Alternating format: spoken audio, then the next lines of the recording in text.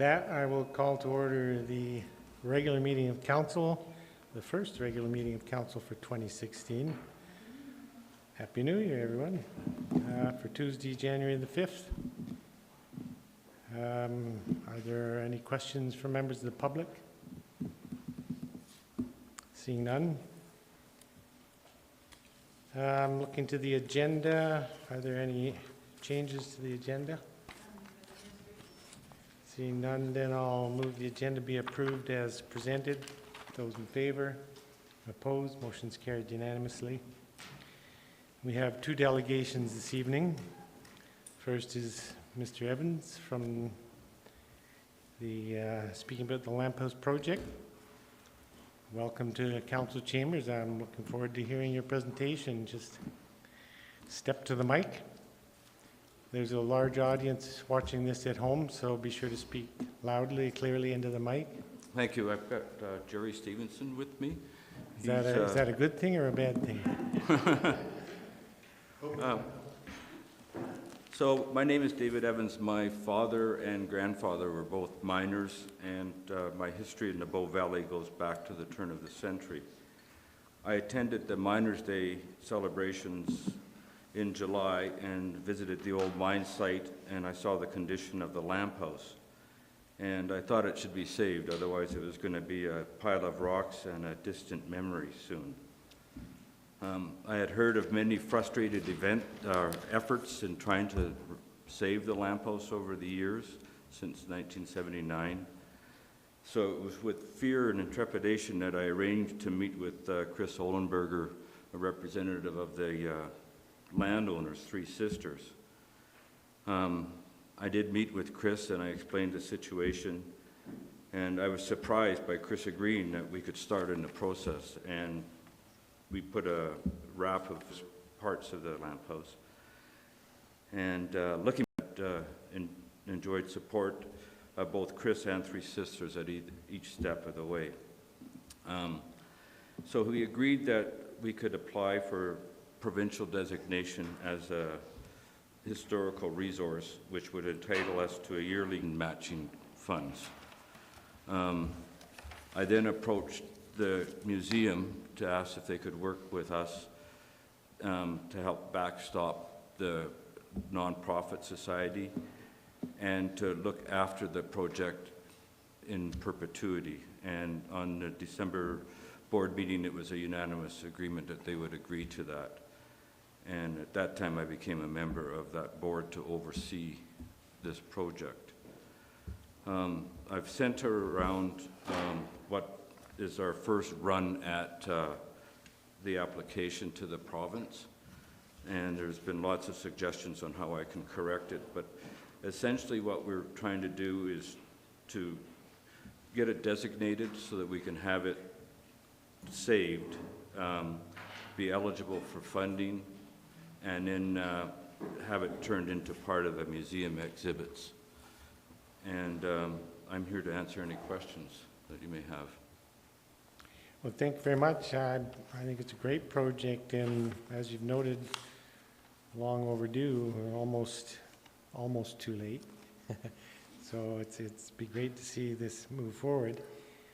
Council was happy to agree to provide a brief letter in support, which you probably saw last month. I did get a letter from you, and I appreciate that. That will be part of our application. Yeah.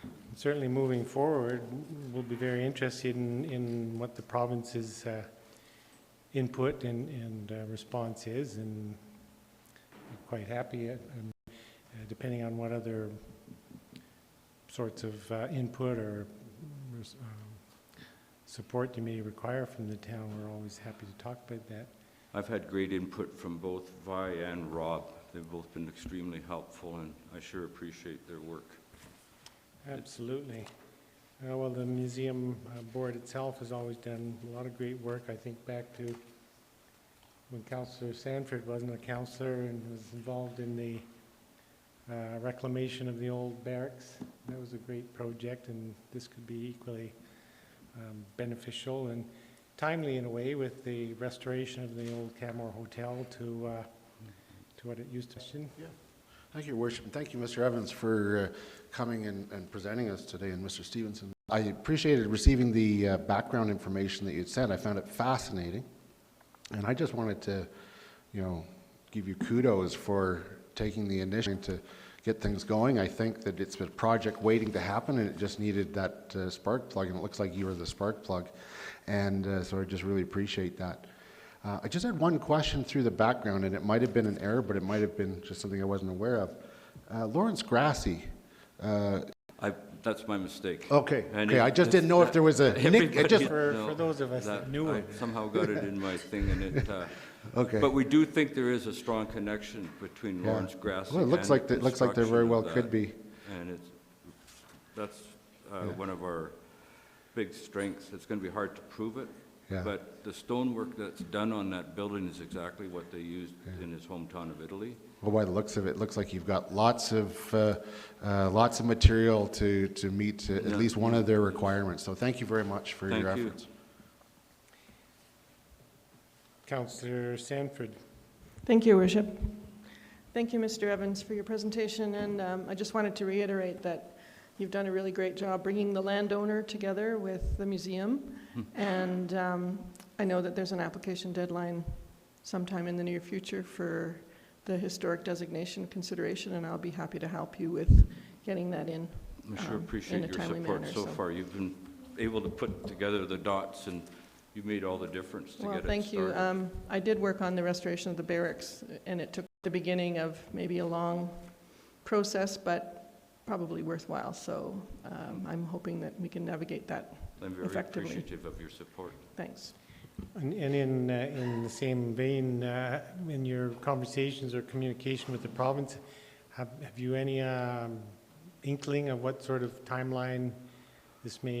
We've got, most of our Alberta Culture and Tourism has done an initial site visit in early December and taken photographs, and we've cleared the first hurdle that it is acceptable as a site, and they're waiting for our application. So Three Sisters is on side with it.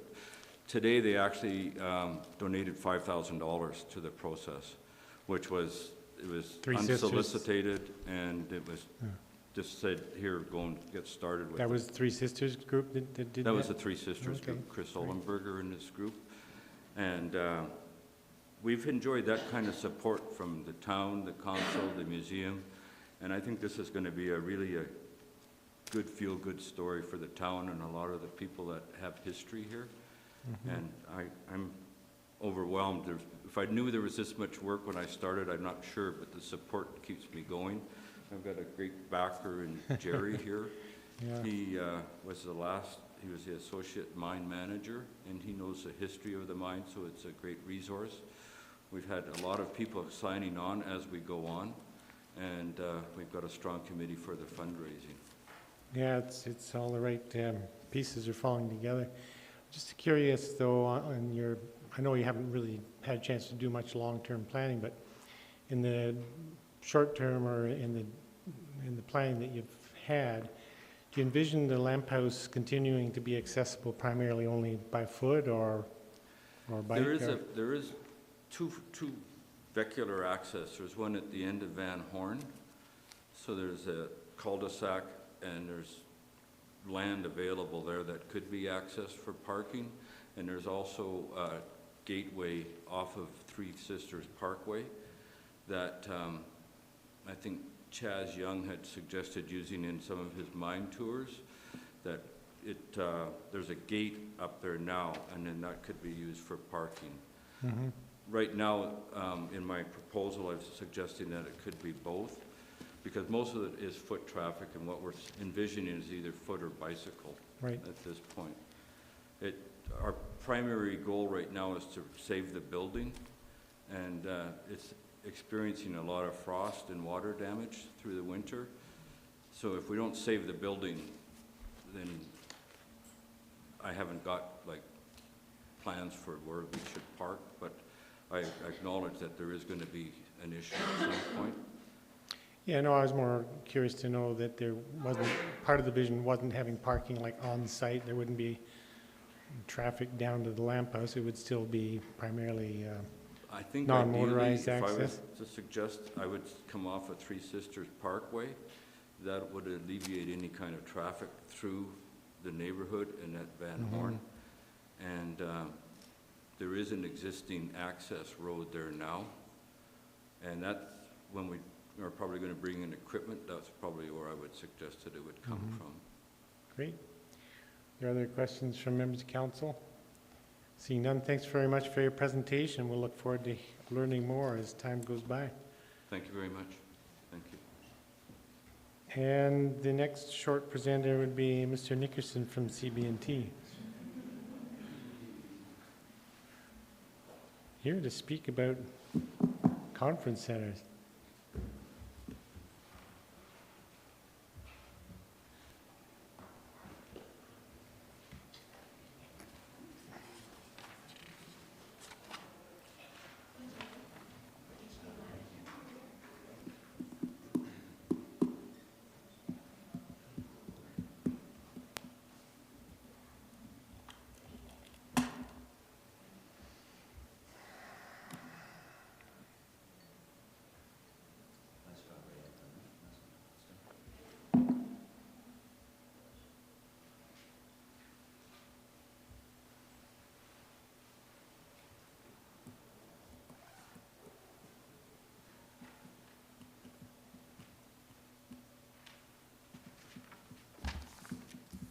Mayor and Council, Happy New Year. Thank you for having me here today. I'd like to do a presentation regarding potential for conference centre in Canmore. This is not a new topic. This is something that's been around in town a lot longer than I have. A lot of different groups within town have talked about it at various times. And so what I want to do today is just run through some of the work that's been done over the last year and a half or so, just in terms of trying to move the project forward to some sort of resolution. The process that we've gone through so far has been a series of different stages to a report.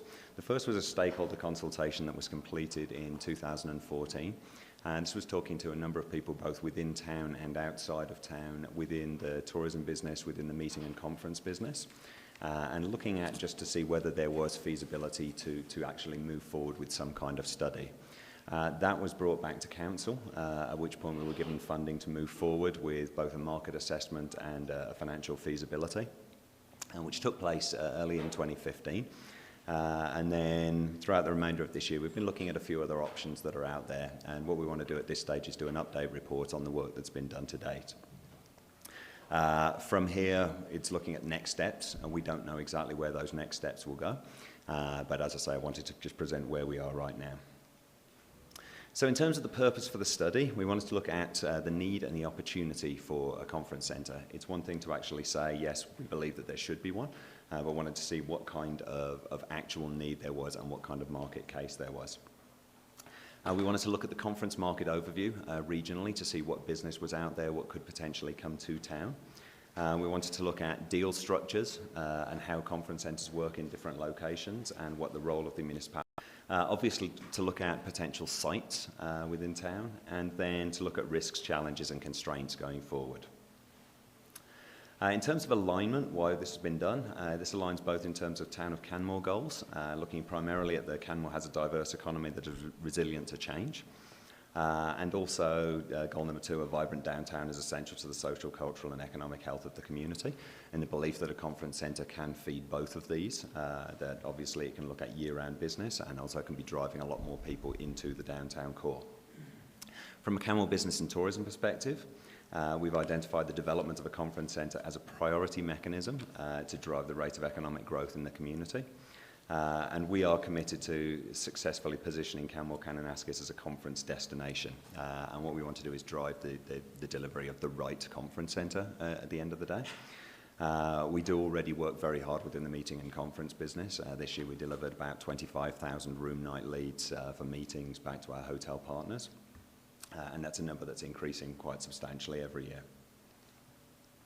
When we talk about the right conference centre, and again this is coming from a neutral organisational perspective, we're looking at one that firstly best impacts all businesses, one that's going to attract the target visitor that we go after, so the people who love Canmore for what Canmore is, as opposed to people who are looking for change.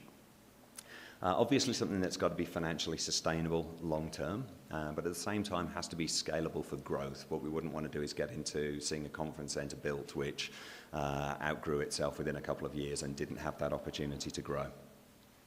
Very importantly, it has to add benefit to life in the community, and there are a lot of great examples out there of centres which are combined with other facilities which can then add extra enjoyment to the community.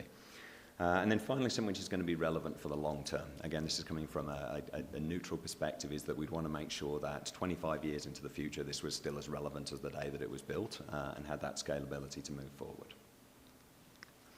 Our role as an organisation, the one thing that's absolute is we are not going to be building a conference centre, not in our job.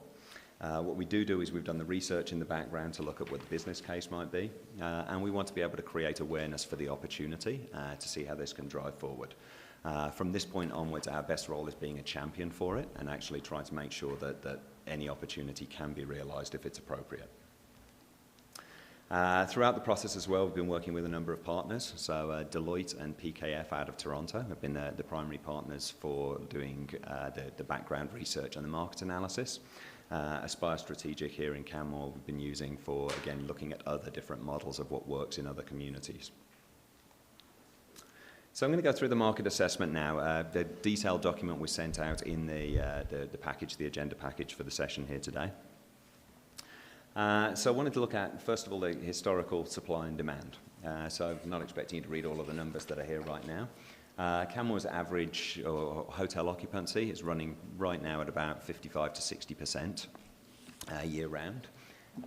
Those areas circled in the orange there on the diagram, that really shows the off-season opportunity for us. We know how busy the town gets in the summer, yet we have great opportunity to be able to attract visitation in the off-season. And traditionally, that is something that the conference business does. In terms of supply, so we currently have 18 what we call conference-ready hotels with a total of 1,600 rooms in town. On top of that, there's another 700 rooms throughout other properties, plus then there's properties in Harvey Heights, Deadmans, and down in Kananaskis. In terms of actual conference space, though, we don't have a great deal of space. So the largest single space we have is at the Coast Hotel and Conference Centre. That's a 9,000 square foot space, and that means that we're largely restricted to events of less than 200 delegates in size. And where that really hampers the town is the ability to attract the national and regional association business. We did see when we brought Canada's West to town back in November of 2014 that we were able to attract a 502-person conference where people were both eating and meeting on site. In order to do that, we had to get very creative, and the partnership with the Coast Hotel meant that they were able to put a huge tent out and be able to host people, which was workable, but certainly not ideal for big conferences long term, and would be the kind of impediment to us attracting in the future. When we look at demand levels in 2013, there were 585 meeting type events which came to town, and again it's going back a couple of years to the research. Of those, they split into a number of different types. So 191 of those were corporate meetings, 101 of those were association business, 282 of those were the nicely named SMERF, which is social, military, educational, religious and fraternal. So it's more social groups, special interest groups. And you'll see from the stats on there that the vast majority of those, 574 of them, were below 250 people in size. We had 10 events which were above 251 and nothing that was above 500 in terms of the number of delegates that were attending.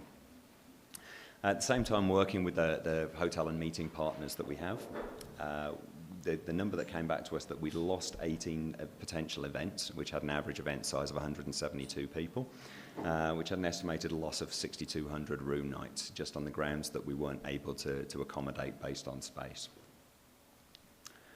When it comes to the market segmentation, this is looking at Canmore's overall mix in terms of the number of room nights. So about 6% of demand comes through corporate commercial, 13.5% comes through this meeting and conference group, and 77% of it comes through leisure.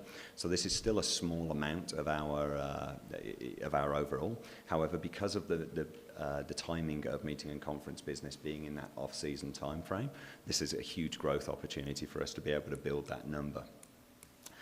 Canmore also generates approximately 1 room night of meeting and conference for every square foot of meeting space. Other destinations. So somewhere between 1 to 1 to 1 to 1.3 is the split there. When we start looking at the competitive set, if we were to put something up in Canmore, we'd be looking at both local competition and then regional competition on top of that. There'd be about 40 different businesses in total. So first of all, there would be the existing Canmore hotels, some of which have varying sizes of meeting space, to a total of 34,000.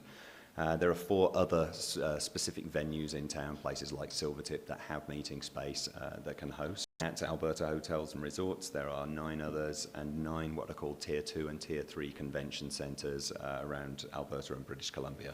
Those are places like Calgary and Whistler, which obviously have the very vast majority of the space. In total, there's about 1 million square feet of space that we can be competing with. Just looking at the graph on the left there, you can see individual places and the size they're listed at. So Coast Canmore is our biggest, and it's right at the bottom end of that in terms of size. Delta Lodge at Kananaskis is also part of our marketing region and is quite a bit bigger than the coast, but still, again, very small in comparison to other areas. Just to look at places like the Alberta Rockies and Red Deer as our competitive set. The important note is the functional capacities down the right-hand side there. So you'll see numbers around 900, 850, 550. It's that real sweet spot for being able to attract the conference business through the associations. Same thing in Red Deer. They have up to 400 people functional capacity up at the Sheraton in Red Deer. That then compares to the much bigger convention centres, places such as Calgary, where we have up to 5,000 people being the maximum capacity for those meetings. When we start looking at the equivalent demand levels in the competitive set, you'll start to see the numbers on the right-hand side there. While there is still the majority of events are below 250 people, there is still a fairly significant number that do go through in the 250 to 500 and in the above 500 category. And the average size is about twice as big as what we're currently attracting here in Canmore. When we look at the market segmentation through that competitive set, so whereas Canmore was at 13.5% for the split of the meeting and conference business, throughout the rest of the comp set, it's about 31%. So we actually see there that, again, there's this great opportunity for us to be increasing the business in that critical off-season time. So as part of what we did a survey of the industry, so people who actually book conferences, meetings, and seeing what their thoughts were about Canmore. So first of all, we were looking at what the importance of different services and amenities are that they're looking for. And you'll see that quality and variety of food service is right up there, food and beverage concessions, provisions of an on-site hotel are all very important. The reasons that they're not currently coming to Canmore, though, and these are quite critical, is right up at the top. First of all, they're not familiar with Canmore as a meeting and conference destination. That's something that we're working on as an organisation just in terms of awareness, and we'd like to think we're changing that perception. But right up there at the same level is the availability of meeting space, which certainly hurts us. Moving further down the list, inability to host large conventions under one roof, missing exhibition space, missing convention facilities as a destination, and then inability to host an event for 500 or more delegates. So that the same messages keeps being reiterated that we don't have the space here to be able to host the events that they're looking to potentially bring. That then gets backed up by, on the left-hand side, we have a graph saying, do they believe that there needs to be more space to host current events in Canmore? This is overwhelmingly yes. And then, very encouragingly, if more meeting space and guest rooms were here, would they come and bring their business?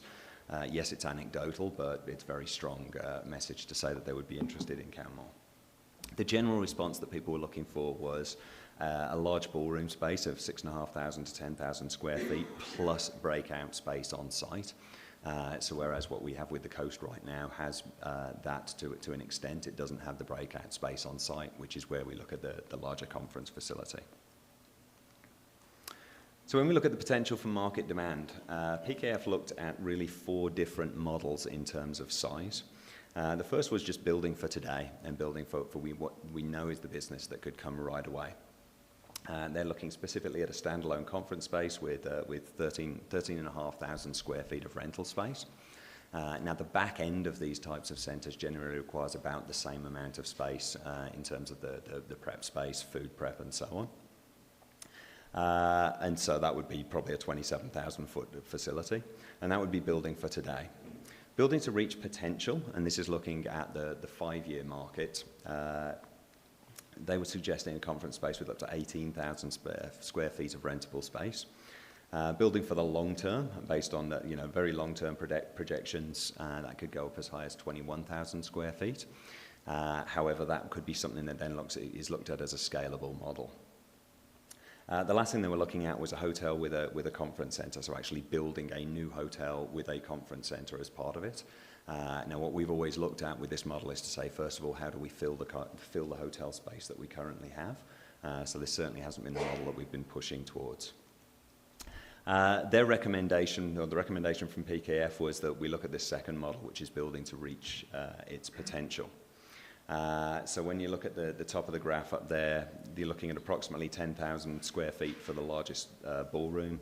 You're looking at 8,000 feet of breakout meeting space, public areas, so reception areas and so on, being 2,700 square feet. And then the gross up. So this is the back end, all the facilities, rooms and so on that would be needed. So we'd be looking at a building of approximately 41,400 square feet. In terms of parking on that, I'd be looking at 427 stalls to be able to support that, with approximately 170,000 square feet of parking space. And then there's other land and so on that's in there. So the total space on the project would be about 212,000 square feet in order to be able to move forward. Now, in terms of market demand, they're projected out over year 1 and year 2 and year 3 about the different types of events that we'd see. So in terms of conventions, we'd look at jumping up to about 17 conventions in the first year based on the market demand that's there, moving up to 20 in year 2, 23 in year 3, and showing a steady growth there. Trade shows will never be a big area for us. They would suggest that we would be able to attract 1 or 2 trade shows a year. However, we don't have the population base here to make true trade shows be really a viable option. Corporate meetings, moving from 70 through up to about 100 by year 3 is very realistic. And then attracting additional Smurf events, the social events, going from 42 up to 54. That then translates into total delegates, about 16,000 year 1, rising to 22,000 in year 3. Event days where the facility would be being used, 183 days, so about half the year in year 1, and then increasing upwards. And then what that's ultimately turning to is into room nights. So 20,000 additional room nights in year 1, 29,000 additional room nights by year 3. Now, the assumption is that 2/3 of those room nights generated by the centre would be incremental to the destination. So some of them would no doubt cannibalise a little bit from what we have right now. However, we would be looking at approximately 20,000 actual incremental room nights going into our hotels. In terms of site analysis, so there were several public sites that we were looking at just in the initial consideration. These would be the lands up by Travel Alberta, where the Travel Alberta Visitor Information Centre is out by the highway. The Palliser lands on the north and south side and the other side of the highway there. The downtown parking lot just behind the existing info centre across the street there. Industrial lands behind the heliports, and the car parking area outside of Elevation Place. All of those were just initially put up down as public spaces that they were looking at on a map and saying, how would these work? Each of them were then looked at in terms of a weighting factor in terms of where they would sit. And relative proximity to the critical mass of hotels is by far and away the #1 factor that people are looking at. Proximity to the downtown core is very important because what they want to see is business being funneled. It's not just happening in the hotels and in the conference centre itself, but it would be a way to encourage delegates to actually go downtown, visit our shops, visit our restaurants outside of the conference hours. Impact of land characteristics on potential incremental cost of development. So if we're building on high slope and so on, that would obviously become a major factor. Land availability for potential future expansion, and then ultimately site visibility. How visible would it be from the highway, etc. When we were looking at these spaces, the two that scored highest on that would be both of the downtown sites, one being just across the street here and the other being Elevation parking lot area. However, both of those have major issues. One is simply the Elevation place wouldn't be a feasible thing. It was just put down as an opportunity. And the congestion impact of a downtown site would have major impacts as well. So these were just public sites we were looking at. Obviously, there are private sites as well that could be analysed moving forward. In terms of financial assessments, they looked at indicative capital cost of construction in other different places, both around Canada and in the US, and eventually honed in on two that were just going in at an equivalent size, one in Fredericton and the other one in Hendersonville, North Carolina. Both in terms of Canadian dollars, we're working about a $400 per square foot in terms of construction costs. And based on that, the proposed conference centre itself would probably be about $15 to $20 million in terms of construction cost. And then a proposed parking facility to go with that, with the 427 spaces, would again be another $16 to $20 million, with an estimated total capital cost of $31 to $40 million. That doesn't exclude land costs, by the way. That's just the construction costs themselves. So obviously, if it was going to require private land and land acquisition, then that would have to be factored in. In terms of the operating projections, PKF broke out a 5-year operating projection. I won't go through all of the numbers now, but basically showing a net operating loss in year one of $394,000. That decreasing down to about $120,000 a year from year 3 onwards. There would be some then potential ways to offset that operating cost. They were using our own, or CB&T as an organisation that could potentially lease space within the building to run its offices from there, in which case we'll be looking at $50,000 to $55,000 a year of costs being recouped that way. Otherwise, the costs are all being recouped through rental space, through food and beverage. Everything was assuming that it would be done on site, and that way we end up at that $120,000 a year being the potential loss. In terms of the operating projections on how much gets spent by the delegates, they've put in very conservative estimates in terms of accommodation spend, being at about $123 per person per night, and then $50 of food and beverage, $72 of food and beverage at the conference centre itself, all adding up to a total delegate spend of approximately $350 per person per day. And where this takes us to is total delegate spending in year 1 would be about $6.8 million, rising to $10.6 in year 5. And based on the fact that the projection said about 2/3 of that business would be incremental, and we'd be looking at incremental delegate spend of moving up to about $7 million from year 3 onwards, that being straight dollars coming into the community. So just finishing off with some conclusions. Looking at the models themselves, PKF certainly saw that there was market demand, and certainly felt that the 18,000 square foot facility would meet the demand of the market that's out there right now. They did look at a number of other factors. They were assuming was that we were starting through the project that this would be opening in 2018 or 2019, that time frame right now, but moving forward. They also factored in about a 20% increase in overall supply to conference space because of expansions that are going to be happening in Calgary and in Whistler over the coming years. There's certainly an opportunity around driving expansion of the economy, that being able to bring in that incremental revenues, which would be primarily off-season. The conference business does not tend to happen during the summer months, so we really would be looking to fill that Sunday to Thursday, September to June, which is the need time for the hotels and the need time for our Main Street businesses. And this business is proven worldwide to feed both hotels and those other businesses. It's very common when people are away at conferences that as soon as they leave their conference area for the day, they are going out, they are hitting restaurants, they do shop. And there's also a number of other spin-offs that come from it, such as pre- and post-stays. People enjoy tacking on extra time when they go to desirable destinations. And then there's also spousal spend as well, people who do bring their other halves and their families coming to conference, and there's certainly a lot of spend that goes on in those areas. And we're saying it has the potential to operate at break even. The financial model that PKF drew up, they admitted was very conservative.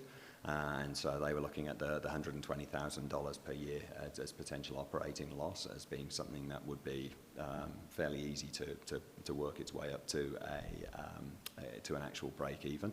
Just looking at the average daily rate numbers they've used right now in this model, we exceeded that quite considerably this year. So we would expect to see those numbers increase. In terms of ownership, this becomes a kind of the contentious issue going forward. PKF's initial recommendation was that this should be a municipally operated facility, municipally owned facility. And there are great examples of this working elsewhere, where the municipality builds the facility and then either self-operates or operates by contracting the services out through specialist companies. Where there's the real value in this is that the municipality is the primary owner. They can really be working hand in hand with the Economic Development Office. And there's a lot more access to provincial and federal grants. And there's the ability to integrate a lot more corporate sponsorship. But most importantly, it's the assurance that the facility is aligned to community values and looking and saying, making the decisions about what we want this facility to be going forward. In terms of vision, again, looking at successes elsewhere in the world, communities that invested in a distinct and bold vision drew a lot more support during the financial developing phase. So this really speaks to the Canmore idea of going beyond and not just simply building 4 walls and a roof for the sake of a conference centre, but what could this potentially be? What could this be that's going to add value into the community? What other facilities could be there? As we're looking at the multi-use versus a standalone conference facility. Creating a leading or one-of-a-kind or national scale vision assisted in raising funds. So if we were to use the word national something centre that has conference facility built into things, again, there's good examples out there of how that can be used not only to ensure a successful product long-term, but something that helps attract funding into the process itself. And overall, creating conference centres right the way across the world when we're looking at the models, it's an investment for the future. It's the community not doing it because people don't tend to invest in conference centres because they make money. Communities tend to invest in conference centres because they add economic benefit and they add benefit to the community. So there's still a lot of major questions left over.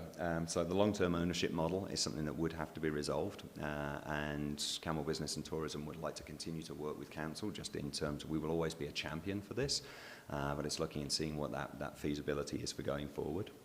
Versus multi-use, and by multi-use that could either be simply having a hotel that's appended to a conference centre, or it could be that it is a totally different facility. It could be something that's based around one of our brand pillars, be they arts, wellness, sports, and having the combined facility. Kimberley's an example of that with a sporting facility and conference centre combined. So it actually has business going in through the door on a daily basis rather than just the 183 days of conference operation. Location. So looking at those 5 sites that we looked at in terms of public land, there was nothing that stood out as, well, this is a no-brainer site for a conference centre. There may be private sites out there that would be worth considering. And then building costs. And there's no question whatsoever this is not something that a municipality can simply afford. However, by looking at that long-term bold vision, that's most likely going to have to be some level of public-private partnership. And again, there are great examples that can be followed from around the rest of the world on where a bold vision has ultimately been very successful in creating such a centre. And with that, I'll open it for questions. It's probably not as short as you wanted to be, Mr. Mayor. No, it was pretty good. Thanks. Thank you. So the Deloitte PKF study that you were detailing, and you've acknowledged that there was some fairly significant flaws in the study, particularly around capital funding and site location. And now there's an additional research summary from Aspire. So do you think that this Aspire summary has addressed in any way the flaws that were identified or that we've identified in the PKF study? The primary flaw in the PKF study was that it simply assumed that the elevation place funding model could be applied to a project such as this, and broke it down to say this much money would be available from provincial government, the town would cover these costs, etc. And it really based its conclusions upon the fact that that would be possible. We know that that was a one-time, I think it was described at the time as a fluke, that just all the stars came into alignment in order to make it work. But going forward, we're not likely to see that again. So what the Aspire document is doing, it's a work in progress that we're continuing to do, is just look at other models, what is successful, and trying to find that silver bullet for the funding model that could work and that we'd be able to access the funds, whether they're federally or provincially. And you were clear in stating that CB&T has no intent to build or operate the conference center. And from what I can see in the updated summary, it's still being presented as essentially a municipally built and operated facility or nothing. I think municipally led would be the best for success based on what we've seen elsewhere around the world. Whether it's municipally funded or not, just being municipally led, I think, is the key thing. So some level of public-private partnership, but with the municipality being very clear about what it wants to see and what the opportunities are for the community going forward. Okay, you've identified or acknowledged that there's no public land that's really suitable, but you suggested there may be some privately owned sites that would be suitable. Do you have any ballpark idea of what that would add to the overall cost of building a conference center? Other than just standard, I don't want to speak out of turn. I'd probably consult with my friends at Boda before saying the amounts per acre in town, but I would imagine be pretty standard land acquisition rates. So, $1 million an acre? Or dollars per acre, yeah. And several acres required for the base facility, and then with the inclusion of another facility, as you put it, the National Something Center. So what would you think that would add to the build requirement and the site requirement and capital cost if that model was followed? Depending entirely on the size of thing we're doing, we could look at just use a ballpark and say if we were to double the space because there was going to be an equivalent amount of additional facility, whether that was something based on wellness or sports or somewhere else, then assuming that we'd be doubling the cost on that. I don't have an actual definitive answer to that, though. So today you're really just here to present? Update and formally present the study as it stands so far. And going forward, what's your expectations, or where do you see this conversation going? Well, CB&T is going to continue to look at models elsewhere and look at what works and what doesn't work, and continue to look at funding models, continue to look at funding opportunities that could come, whether from federal or provincial government. What we will ultimately be coming to council to do is to look for what level of support there would be for what type of facility, what level the community would be interested in getting involved, whether that is just land acquisition, whether that is some level of ownership. But it's not a question that's being asked specifically right now. We still have to find that right funding model going forward. Great, thank you. Councillor Krausert. Thank you, Your Worship. Thank you, Mr. Nickerson, for the presentation. Excellent information. So just to clarify then, this is simply an information session. The ball is still in your court as far as moving it forward, and then there's something will be coming back to council at some point? At some point in the future, if we see a funding model that is possible, one of the things that's out there now is all of this research is there. There may be private developers who are looking to do something similar. Right. Ultimately, we're going to be a champion for the right facility being built within town. And as I've said before, the one thing that's absolute is we won't be the people who are going to build it, but we will continue to look at what opportunities may be out there. And if we see the right one, then we will, bring it to council's attention. So as was mentioned, under the PKF model, it was, the problem was the capital funding. Yeah. And the work by Aspire hasn't really advanced that issue yet? What the Aspire work has done is really shown, again, the importance of municipal ownership or the importance of municipal leadership in the project and where that's come from. In each of those cases, there has been a significant amount of money that's been invested from regional or federal government. And so, again, what the Aspire work has helped to do is just show that that's a model that really does work. It's now a case of being able to find access to some of those funds. Yeah. So are you hopeful that there's going to be a model that would actually work within the Canmore context, given the size of our budgets? And when we did Elevation Place, there was a certain contribution, but it was a minority contribution of the whole cost. When we're looking at the Steep Creek mitigations, we're very much reliant on, not having to put up more than 5% of the cost, given other funding. So, and that's in about the same realm. Both of those are in the same realm of cost as this sort of a project. So, is it keeping in mind that? Very much reality? so. Okay. Very much so. And we're not coming to council with any kind of ask right now, and this is just simply an information of there is a market demand for this. There is an opportunity. So how it moves forward, we don't have the answers yet. And my last question is just with regards to the financials, the very preliminary financials, of course. Does it take into account building up a reserve for maintenance and replacement? I would have to check into that. I don't know off the top of my head. So. Okay, thank you.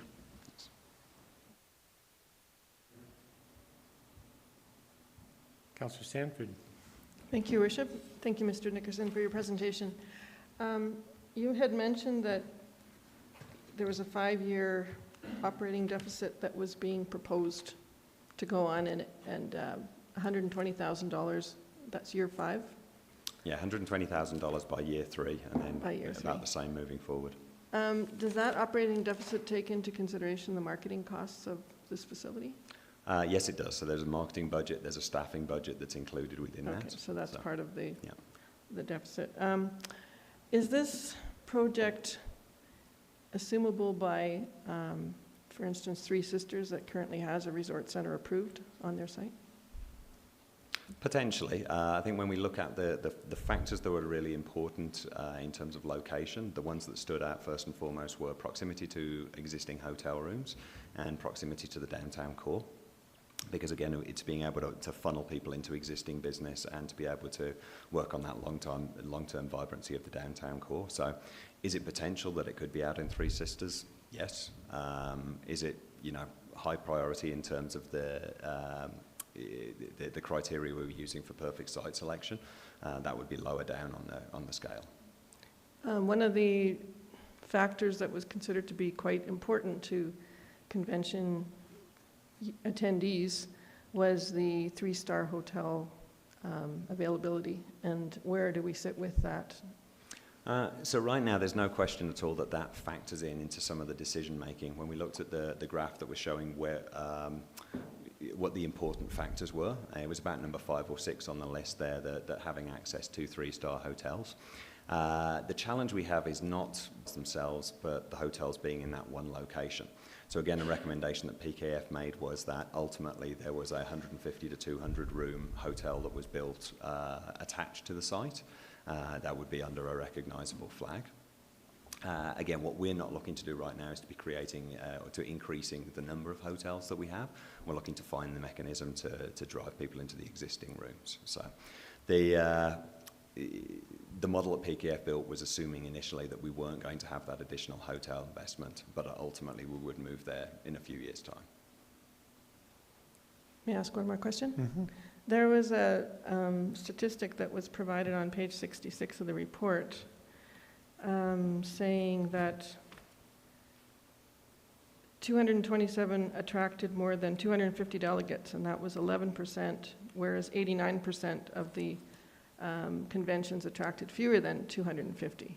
So we're already pretty much in the 89% of attracting in that 250 person range. To jump up to the next level, we're looking at a very much more constrained market. And we would be competing with some pretty big hotel properties that's their bread and butter, and they're probably putting a fairly major amount of money behind that. So does it make sense for us to go after 11% more of the market, I guess is my question. Based on the ability for us to be able to grow our off-season business and our potential to be able to attract off-season business, those were all factored in by PKF when they were doing this study. The points that you raise are excellent, and they were factored in by PKF. Canmore has a lot of advantages in terms of, we are only an hour away from a major airport. We are in a very geographically desirable location. We have a lot of the ancillary items that people are looking for in terms of a place that people would want to be for pre and post, for spousal programs, and generally just a place to attend conferences. So we would have a fairly strong competitive advantage in a lot. I mean, long term, that's always going to be a factor of setting up any business, is that there is some existing competition. However, by having that facility, the potential to be able to add those 20,000 incremental room nights. Thank you. I don't think there's any other questions from members of council. So thanks for the presentation, and look forward to hearing what the next chapter looks like. Okay, thanks very much. Thank you. That I will look to the minutes of the special meeting of council for Tuesday, December 15th. Are there any errors or omissions? I note in the minutes, motion 335-2015 just has some editorial or typographical changes, words repeated. So I'll just make that as an editorial observation.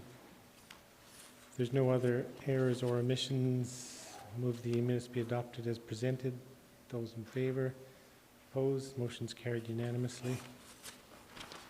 And looking then to the minutes of the regular meeting of council for Tuesday, December 15th, are there errors or omissions?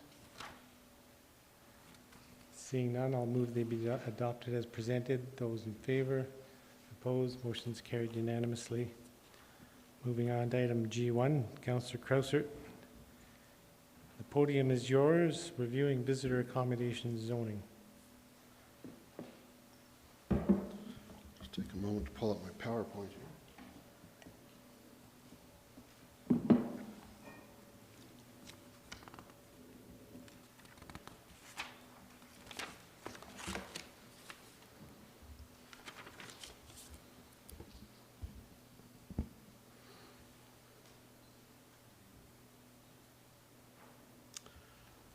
Thank you, Your Worship, fellow members of council.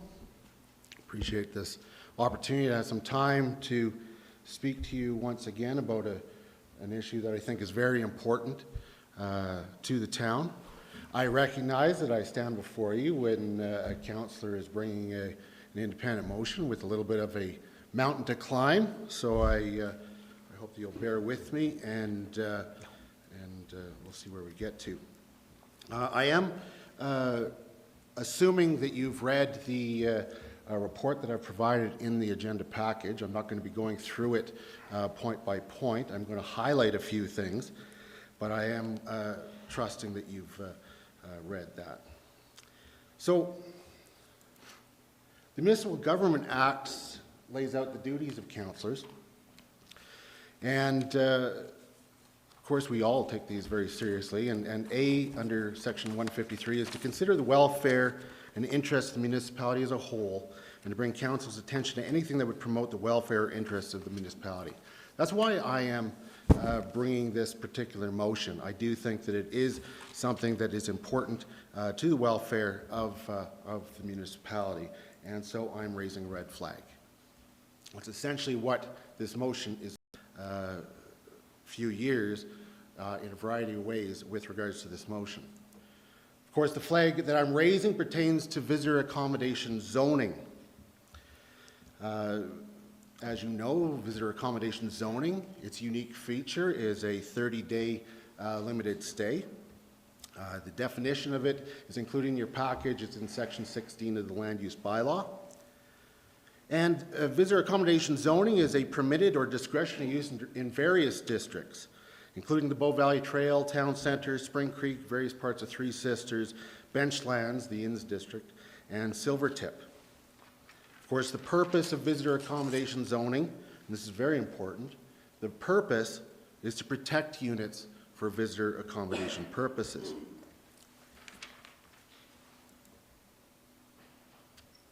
There are I would break them into two types of visitor accommodation units. One is what you would regard as your traditional hotel room. Your bed, little desk and telephone, and the washroom there.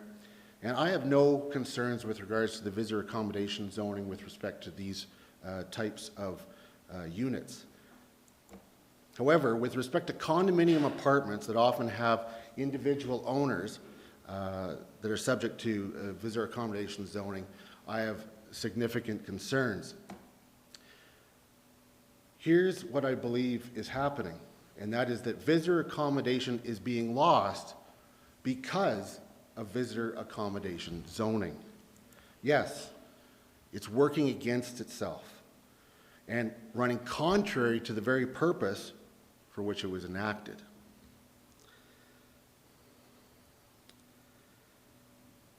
Now, once again, I've provided you various visitor accommodation motions that have been approved by council in the past or considered. I would like to especially draw your attention to a segment that I include in my package that is an excerpt from the Property Task Force policy framework that was produced by Ben Brunin. And there it specifically states that hotel class properties, on the other hand, are subject to a bylaw limitation that prevents owners from staying in the properties for longer than 30 days at a time. While the intent of this policy is to ensure sufficient accommodation capacity exists in the town, the effect could very well be depreciation in assessed values of hotel properties as a result of their inability to respond to market dynamics and compete with tourist homes to meet demand for vacation properties. Municipal policies and regulations in this regard should be reviewed and inequities addressed to ensure the accommodation and tourist home industries in Canmore are competitive. So the task force agrees, it goes on, that these issues are complex and require further study in terms of their market dynamics in order to determine the ideal tax policies and regulations for these properties.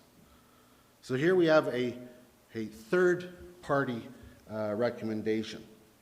And of course, as a result of this and a motion that I brought soon after this, there has been some work done in conjunction with other studies that were done, but I do not feel that the effort or the effort that's required to address this issue was done. I don't think that the depth that this issue has to be explored was done. There is a lot to do, and the problems are very serious. How did this come about? Before I get to the actual impacts, when visitor accommodation zoning first came in, it was there wasn't actually a problem. The units were able to be constructed, sold, used, resold, like any other units. Their value also, looking at comparable tourist home units, were maintained at par.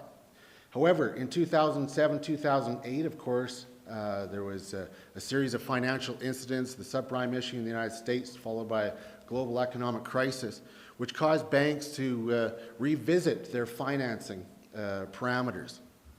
Now, this change in the financial industry had a negative impact on Canmore, especially with regards to this zoning, because banks have refused to fund units that were subject to this 30-day clause and to be operated as hotel rooms.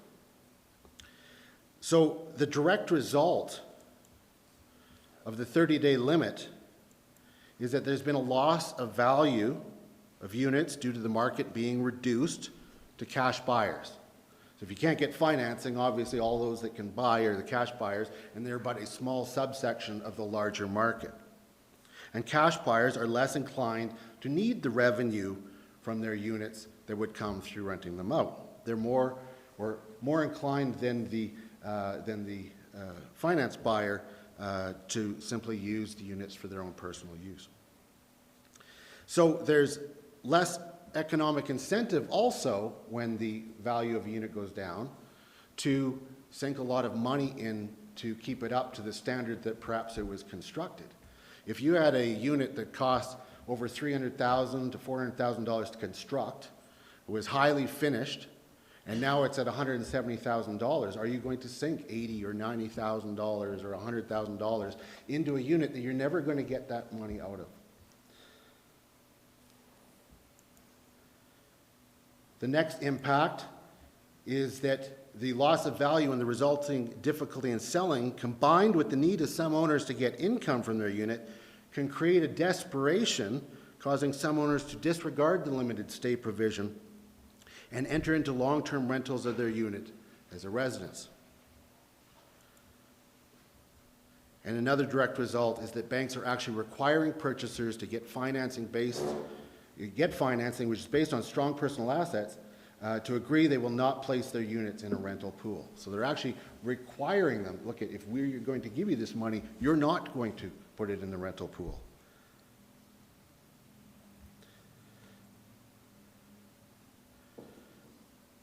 So the impact on the town of Canmore is quite significant.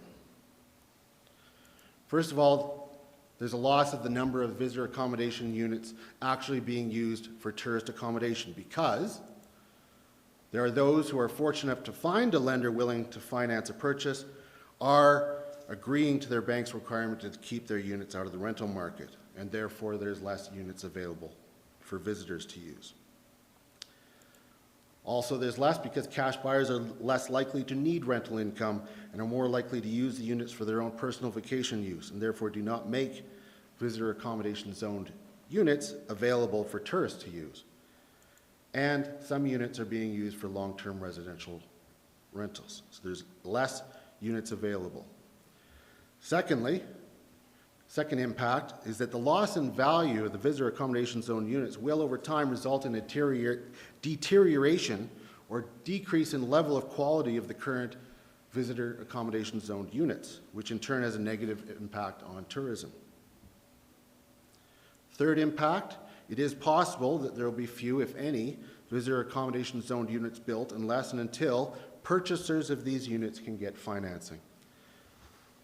And third, or fourth, there's a significant drop in tax revenue for the municipality since the assessed value of the properties reflect the decline in the market value. So there is a problem here, and that problem has to be addressed. Now, there may be some misconceptions as to why I am bringing this motion. I'm not bringing this motion forward because people have lost on an investment, but rather because this is a bylaw that is not working, which has negative impacts on the town and is resulting in the artificial devaluation of these properties. In some of these buildings, we have a tourist home right next to a visitor accommodation zoned unit that are being used exactly the same way, and the tourist home is worth over twice the value.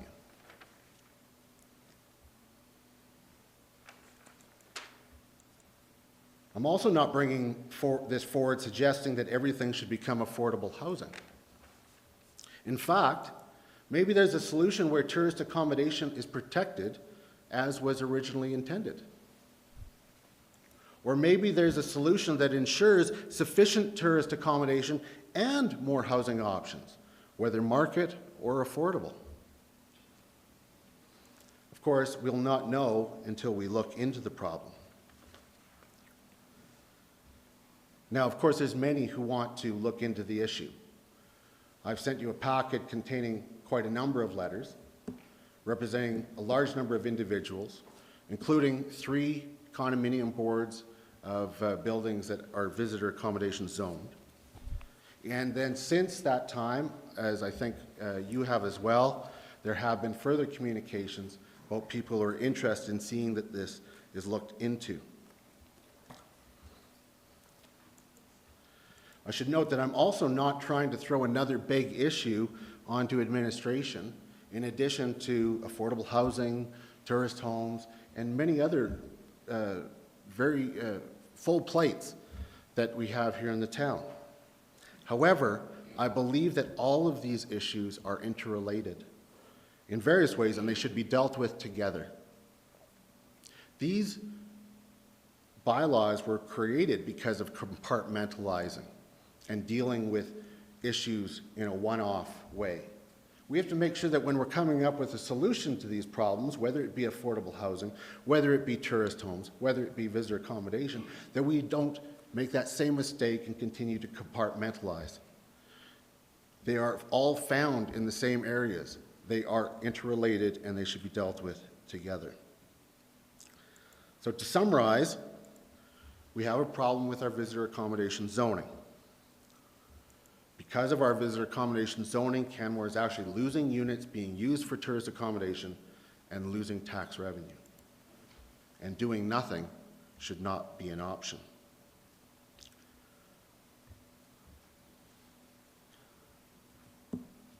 I do know that sometimes bylaws don't work. And sometimes there's no harm from that. You're not creating the good that was intended, but there's no harm. However, if you had just to choose a small, silly example, if you were to have a litter bylaw that actually created litter, well, then you deal with that.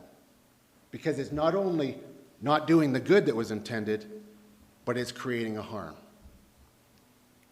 This is a bylaw that is actively degrading the situation, and the bleeding must be stopped.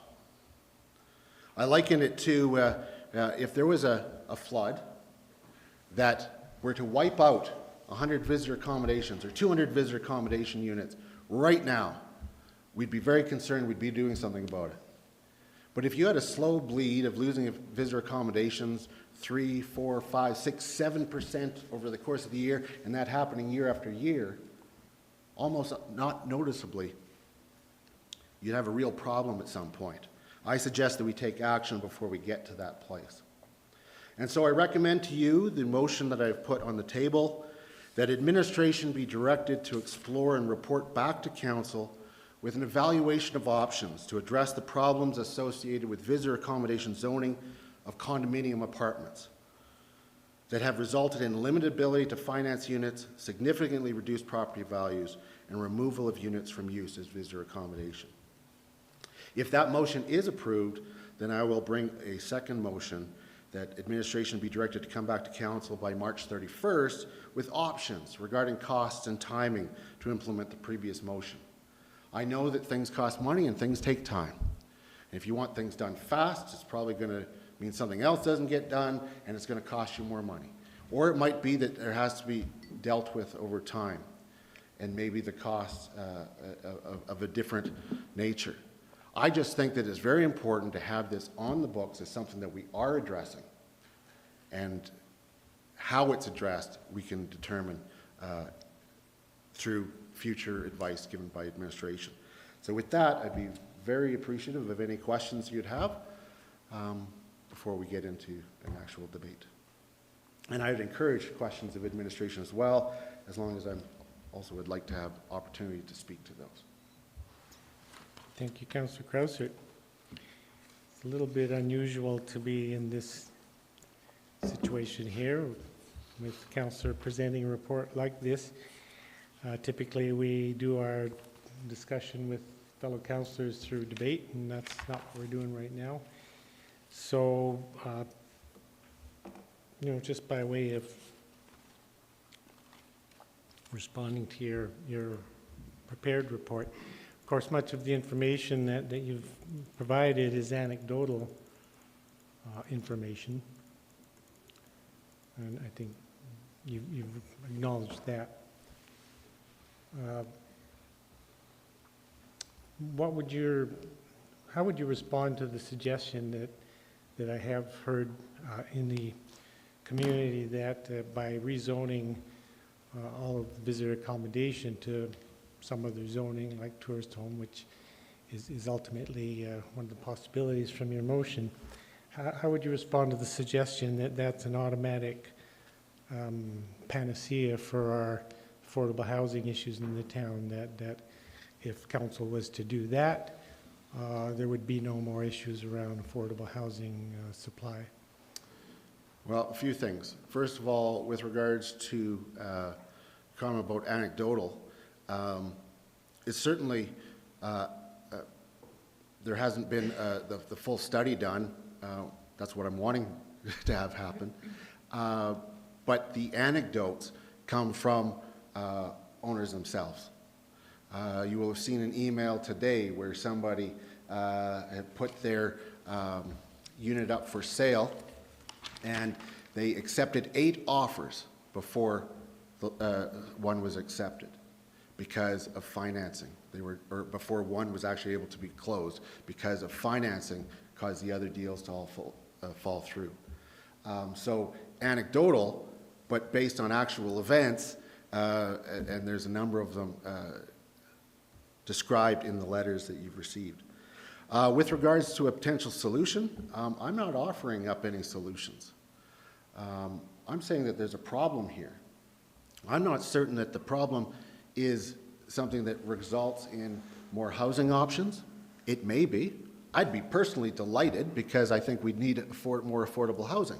But it may be that the best option is that there's another way to protect visitor accommodation the way they were originally intended that doesn't cause the artificial devaluation, doesn't cause the inequitable situations between neighbors, and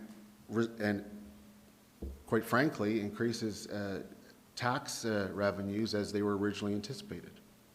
But to the suggestion of tourist home zoning, I think before you get to that point, you need to bring stakeholders together, not with the question of should something be done, but what should be done, with the basis that something will be done, because the status quo is unacceptable. I think you should also then, once you have some potential solutions, you should survey the owners. The problem with some of the previous work that's been done is that it's been in consultation with property managers who should be part of the discussion.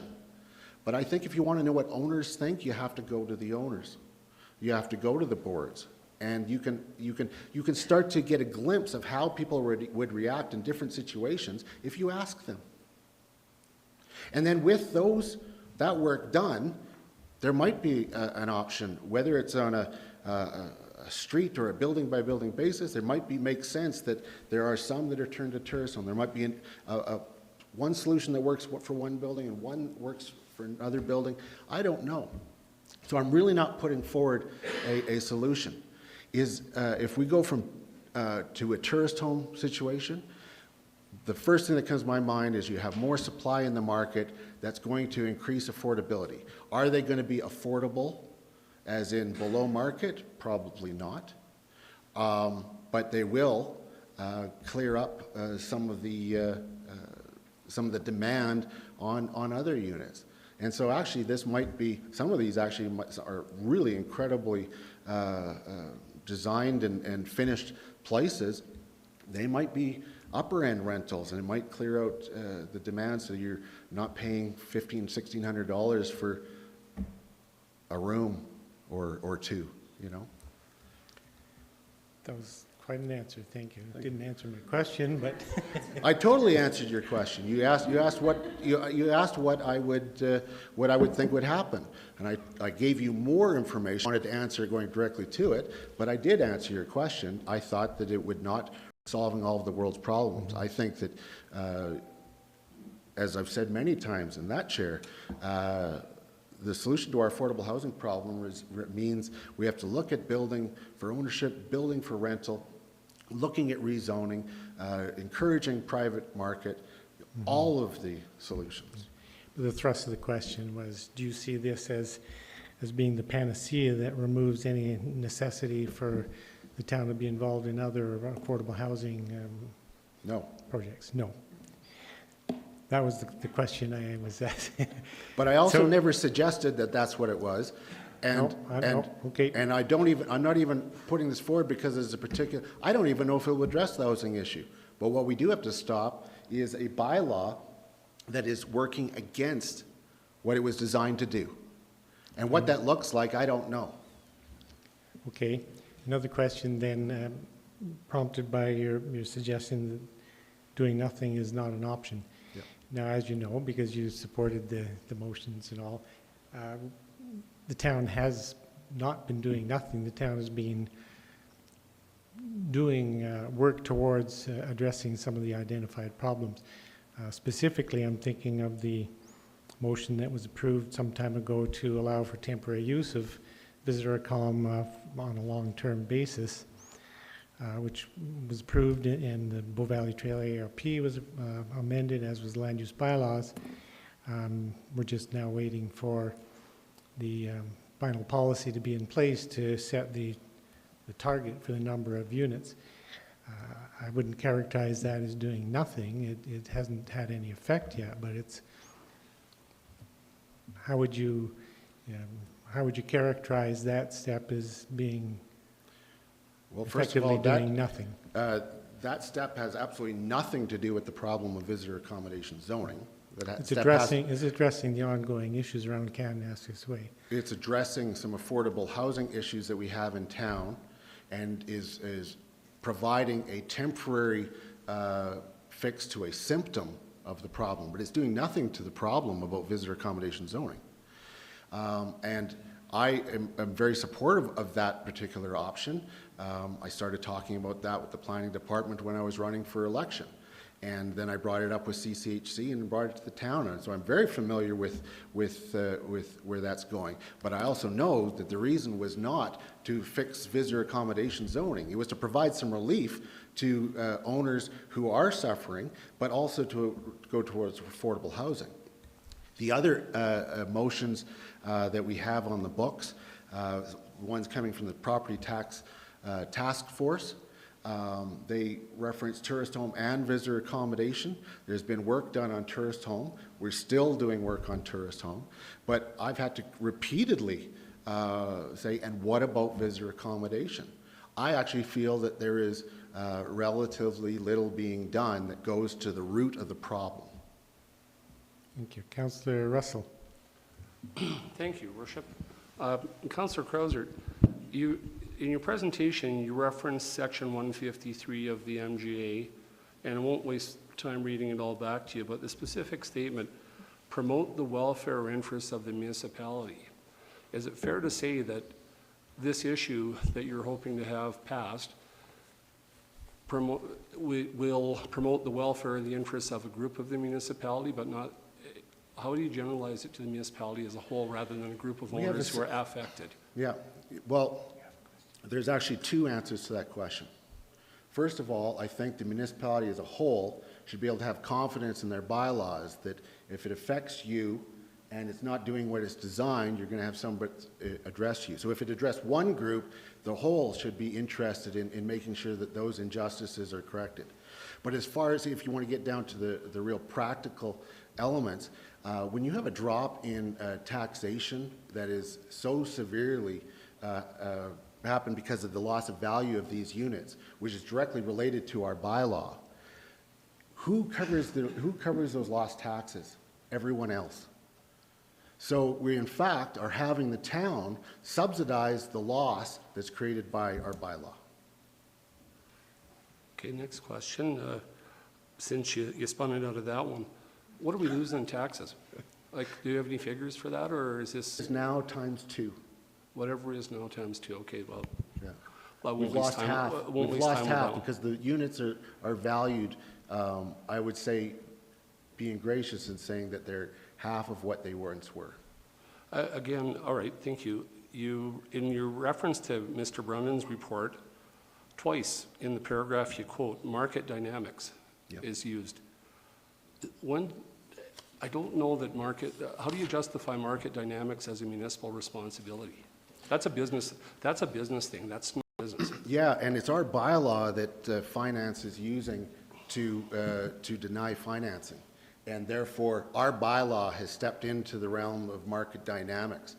But of course, if you follow that same logic along, well, if it's something out there and therefore we shouldn't do it, well, then we shouldn't do anything to address climate change. We shouldn't do anything to address steep creek mitigation. We shouldn't do any number of things. Of course, we have to respond to the world around us, and if the world around us changes, we have to respond with it. Can I go one last question? Are you familiar with the term capacity box? Capacity box. Yes. Please explain.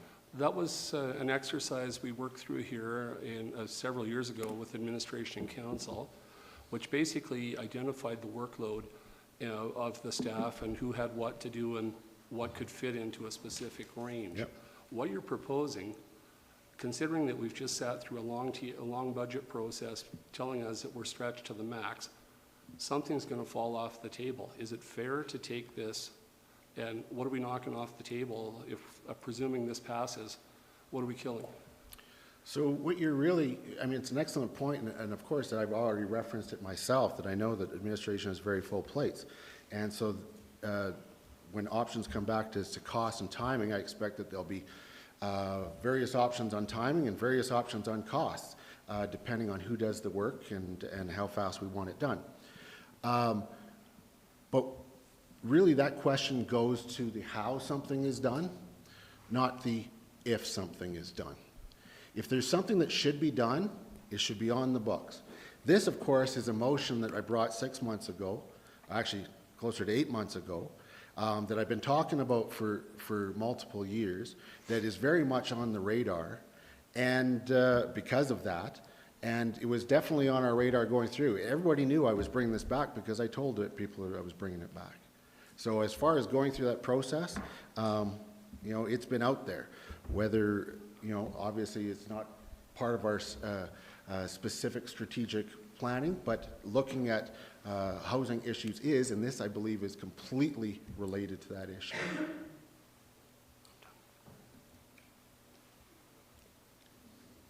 Councilman Callan, did you have a question? I think Councilor No, you were you're next in the order. So thank you for your presentation. And you will recall that when you brought this forward 8 months ago, I did support the original motion. It's too bad you didn't bring it back in 6 months so that we could have actually included it in the business plan for this year. I tried. Okay. I was asked to bring it in January. Okay, I didn't know that, but it's still too bad. I, as well as everyone here, has been privy to a flurry of emails from constituents, and I think they all seem, some of them are contradictory. They all want to change, but they all want them for contradictory reasons. And in some cases, some of the thrust of these emails are that removing the 28-day stay will be able to solve our entire affordable housing issue, if I quote correctly, without cutting down another tree. Another group of emails are looking at the removal of the 28-day stay so that they can change their units to residential housing, which therefore value of their home, or of their business. It's a business. They own a business times 3. And then there's the funding issues in terms of financing. So I keep hearing this word mortgage being kicked around, and mortgage is something you have attached to your home generally, not attached to your business. So I'm sort of it feels like you're being pulled in various different ways in terms of what our constituents, some of them whom are personally invested in these homes, or in these units rather. Is this leading to a question? If you'd let me speak, I would. Thank you. That is so rude. And I guess my question is, when you don't seem to have any preconceived notion as to what exactly is going to be the answer at the end of this, the rest of the public seems to actually have a preconceived answer, although the answers are different depending on who you speak with. Have you had an opportunity, because I know you've done a lot of public engagement with different groups with regards to this, have you had an opportunity to explain that you're not looking for an actual preconceived notion with this motion, but you're looking for a natural process and real information to occur out of it? Yeah, and I think that, I mean, many of the letters that we've received, I've never talked to them before in my life. Okay. All right, so, you know, I was approached because of an interest I expressed a few years ago. I was approached, and that number has grown. In answer to your questions, as far as have I explained it to those who I have been in contact with, I've been making it very clear that I'm not proposing any particular solution. The motion, I believe, speaks for itself. It's about to explore the problems with this zoning. Because when I've spoken to, well, I had a conversation with somebody today in business who was speaking with banks, and they're not personally vested in this. They don't have an investment in this. But in their experience, one of the local banks says it's not about the 28-day zoning itself. It's about, or the 28-day limit. It's about the zoning itself. Now, it's my understanding that the MD of Bighorn out in Deadman's Flats has had a similar issue in the last couple of years. And they actually removed the 28-day limit off of their units. I think they had, actually it was 75, I believe. And they removed it completely and flipped their zoning to resort accommodation, which is a very flexible commercial, I know you know this, I'm just speaking for the benefit of everyone else, very flexible zoning that is a commercial style of a commercial charge, I guess, but you can use the property flexibly. You can either use it personally, you can use it and put it in the pool, etc. And in their case, they have not seen a change at all in how the banks respond to those units. So I'm kind of worried that we're falling down a rabbit hole searching for something that is very unique to our community. So, you know, not a lot of communities in Canada have this kind of zoning or this kind of product, not even about the zoning, this product itself. Maybe Whistler, perhaps Kelowna, but I can see how, just like with trying to educate banks and trying to educate CMHC about our perpetually affordable housing product, that this is one of those things that's really best dealt through education, through the banks itself. Which I've noted in my report I as a understand possible that. solution. So if I might... Yeah, I'm not if I might banging provi- against your if I report, might provide some Councillor comment, Krauser. If I might provide some comment on what you said. So nowhere in my motion does it say remove the 28-day limit. Okay, I'm just I don't responding know, to all of the yeah. emails that have been backing up. They're all asking us to support you. Yeah. They're all asking us to push your motion along, and they all have various different opinions and points of view as to how we should be supporting you and how we should be pushing this motion along. So- And I'm trying to understand better what that part Yeah. is. So what that tells me is there's a wide variety of people seeing different possible solutions to this particular problem, okay? So just because there's a wide variety, or because there might be some interested parties, or there might be a thought that, well, if you do this, then we don't need to do that, does that mean we don't address the problem? I'm not suggesting that. I don't think so. So what I think that's important to note, and I just wanted to comment on a few things he said, I don't think that this will solve our affordable housing program. That's not why I'm bringing this, and that's what I've said. With regards to those who you characterize as having, you know, they want to see a doubling or triple of the value of their business, I would actually flip that around. I think that their property is artificially devalued, and I think that they would like to see just the true value of their unit. As far as mortgages, no, financing takes a variety of forms. Mortgage is just a legal document registered against title of a property, whether it's a business or whether it's a home. Education could be a part of it. I'm really saying, look, there's a problem here. We need to get to the root of it. The problem is affecting us all, whether it's in subsidizing through taxes, in affecting our tourist accommodation that we have available. if all of this tourist accommodation were eventually, at some point in the future, to be taken off the market because of our visitor accommodation zoning, well, we've just shot ourselves in the foot. And so I'm just saying, let's take this opportunity now to start that ball rolling, recognizing that we have a lot going on in town, recognizing that our administration, who you know I hold in very high esteem, is doing a bang-up job on a variety of fronts, but this has got to be one of them, in my opinion. Any other questions? In 2017. Very well could be. I'm not saying in 2016. That's Councillor- also, if I might address that, that's why I don't have a timeline in the motion. I'm recognizing that this may take some time to actually get some traction on. Councillor Stanford? Thank you, Your Worship. Thank you, Councillor Crosser, for your presentation. If I was an R1B owner that needed the income from my rental suite, how would I feel about a whole bunch of rental accommodation potentially coming on the market in a situation where I actually need that money to pay my mortgage? I don't even know if that's what's going to happen. That's not even suggested in the motion. There's a possibility of that, though.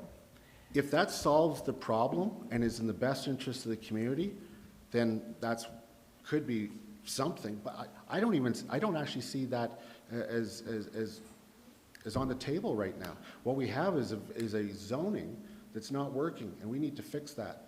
There might be a way through education or otherwise to be able to fix it without going down that route. Now, if you do need the income on that R1B, and there is other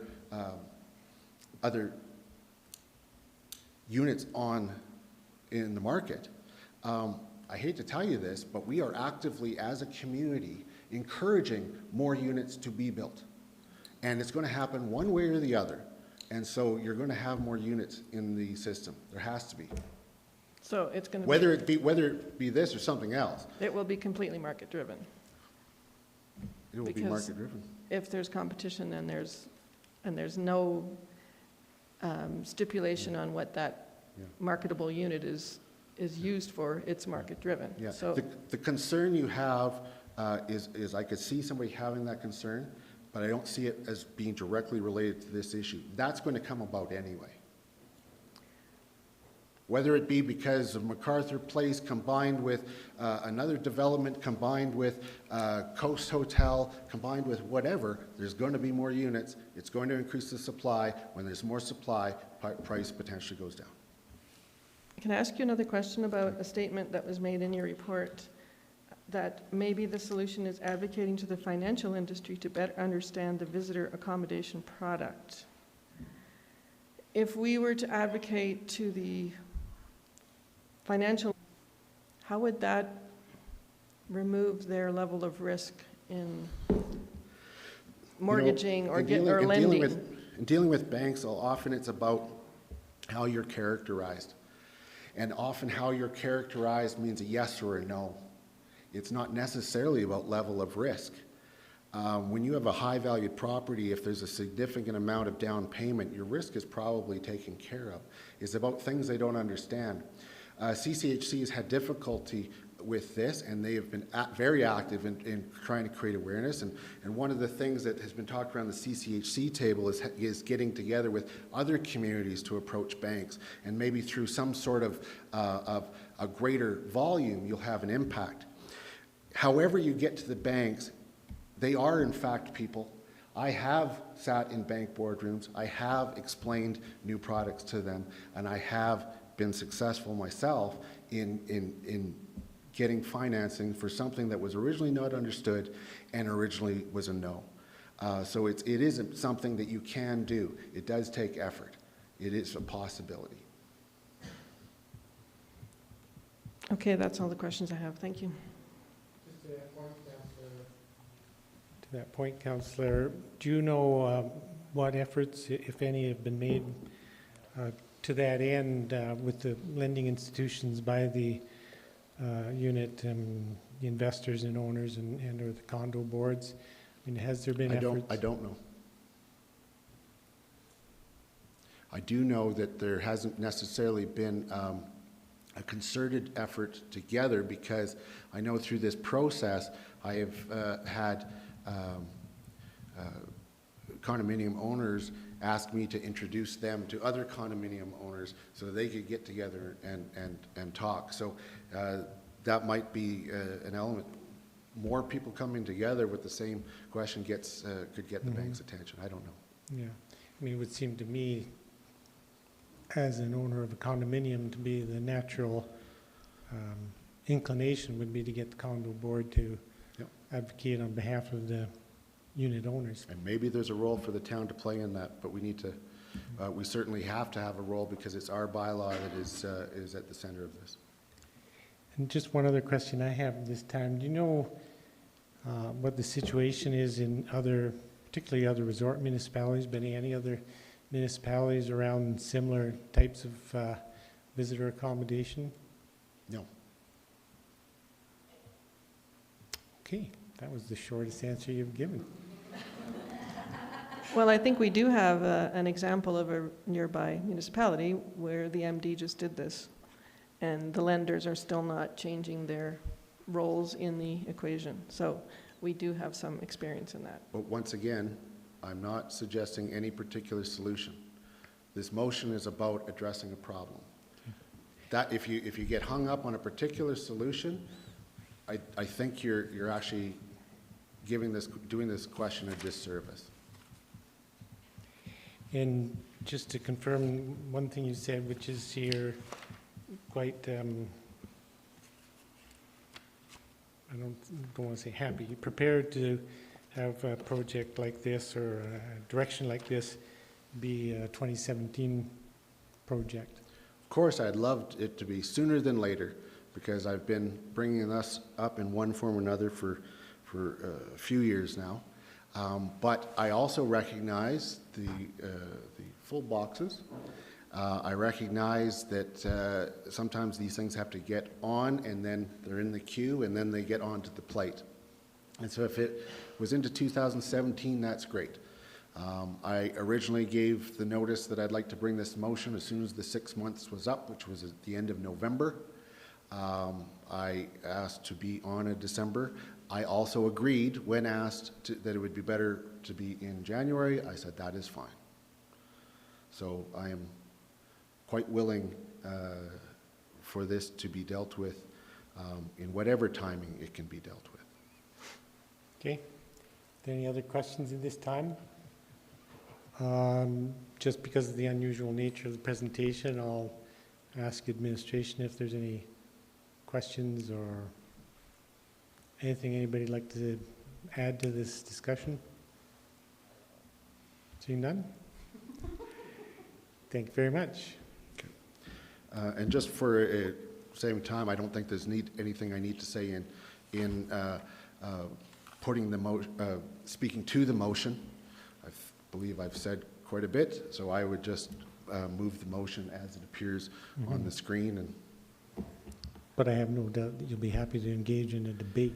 oh, I will absolutely answer any concerns that are raised, but Okay, well, take your seat and put your motion on the table then.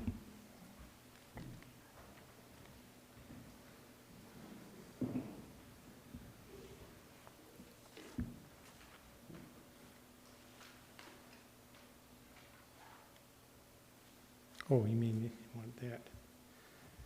Councilor Krauser. have you ever been pulled over in a town where the police officer pulls you over to write a ticket and you say, I'd like to protest that, and they said, very good, follow me back to the station, and you can speak to the judge, and then the police officer walks in, takes off his hat, puts on his judge's gown, sits down? That's what I just feel like. So, Well, you're up to the task, I'm sure. I am. So I will simply move that administration is directed to explore and report back to council with an evaluation of options to address the problems associated with visitor accommodation zoning of condominium apartments that have resulted in limited ability to finance units, significantly reduced property values, and removal of units from use as visitor accommodation. We have a problem, let's address it. And I urge you to support it. Okay, well, speaking to your motion, I appreciate all the work you've done on this, and I appreciate the your very strong intent.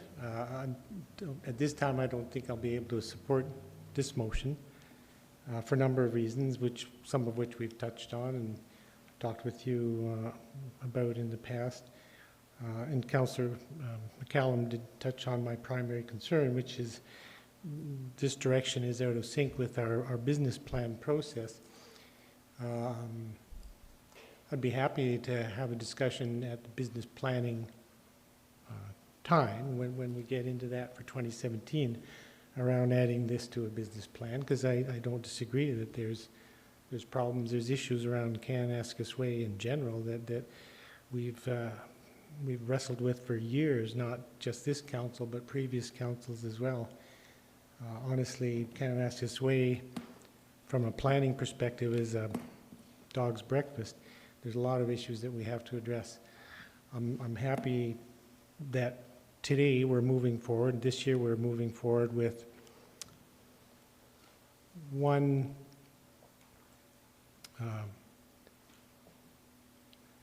concept, one idea that may not only improve the situation for the unit owners, but quite likely will also improve the situation in regards to affordable housing potential for Canmore residents that are working here. So through the motions that were approved in the not too distant past and the change of Valley Trail ARP, temporary use of visitor accommodation rental up to 3 years, do quite a bit to make Kananaskis Way a better housing solution for a number of people in town, and also give some of the unit owners an opportunity to rent their units out for more than 30 days at a stretch. The picture of how that unit is operated.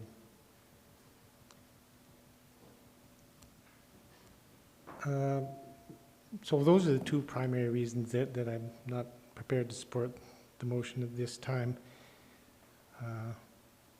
For now, I'll leave it there. Councillor Seeley. Thank you, Your Worship. Thanks very much for the information, Councillor Krausert. It's excellent, and I think the bylaw is broken, and I'd lean towards supporting this motion. I heard a lot of the comments and everything else, but they all kind of point to the same thing. What we have isn't working, so it's worth taking a look, and then we can make decisions based on the information that we receive back. Adding to the workload of administration, I don't know what it looks like, how big a job it is, but the March 31st timeline might be a little aggressive, but that's not on the plate right now. That might be your next motion, but I certainly leaning to support this. And thanks for all the work that you put into it. Councillor Stanford. Thank you, Your Worship. This is a very complex problem, for sure. I'm reluctant to put this into administration's workload to tear apart all the little intricacies of this, especially when we are looking at ways to perhaps make some visitor accommodation useful for staff and rental purposes. I think we're in the middle of something right now. This process hasn't been determined at this point, and even in your report, you have suggested that it's in the works, but it's not fully revealed at this point in time. So to try and change the zoning, which I don't even know if that's the real issue, is the zoning, because what's come to light is that it's more to do with the lenders who have to back the sale of a property that may be used as a second and not primary residence. So I don't feel that this is the right time to support this motion, so I won't support it. Councillor Russell. I think it's pretty much all been said. I can't support this. There's just, I won't rehash all that I've gone through, but there's just too much that it just doesn't need to be supported. Councillor McCallum. Thank you, Your Worship. Dude, this is tough. I am not inclined to support this motion as it is right now. I am very keen, however, to work on fixing this zoning problem as well as some of the other zoning problems through our strategic planning in, well, it is the new year, in the coming months, so that this could be possibly thrown in budget for 2017 as well as hopefully approved for 2017 budget. Breakfast of zoning in Kananaskis Way, not just from a visitor accommodation perspective, tourist home, and then there's the conversation about illegally as well. So instead of addressed in silos, I really would prefer to see them addressed on one plate. And this motion does not provide that plate. But I will be keen to see the ability for visitor accommodation to partake in temporary conversion for either employee housing or PH purposes for the short term. I know that that's something that has sort of lagged a bit, and we're waiting for some new leadership at CCHC to assist the planning department in that policy, and I'd like to see that come to fruition and see what kind of relief that can provide for condo owners as well as from an affordable housing perspective. So unfortunately, I will not be able to support this motion. Councillor Krauser, Is this to close? if you like, Thank you. unless you say something that somebody cares to debate. Then I'll close on that. It'll be a never-ending circle. Okay, I do want to respond to a few of those things. The transitional, and I recognize the numbers are currently against me, but I'm hoping this might touch two of you.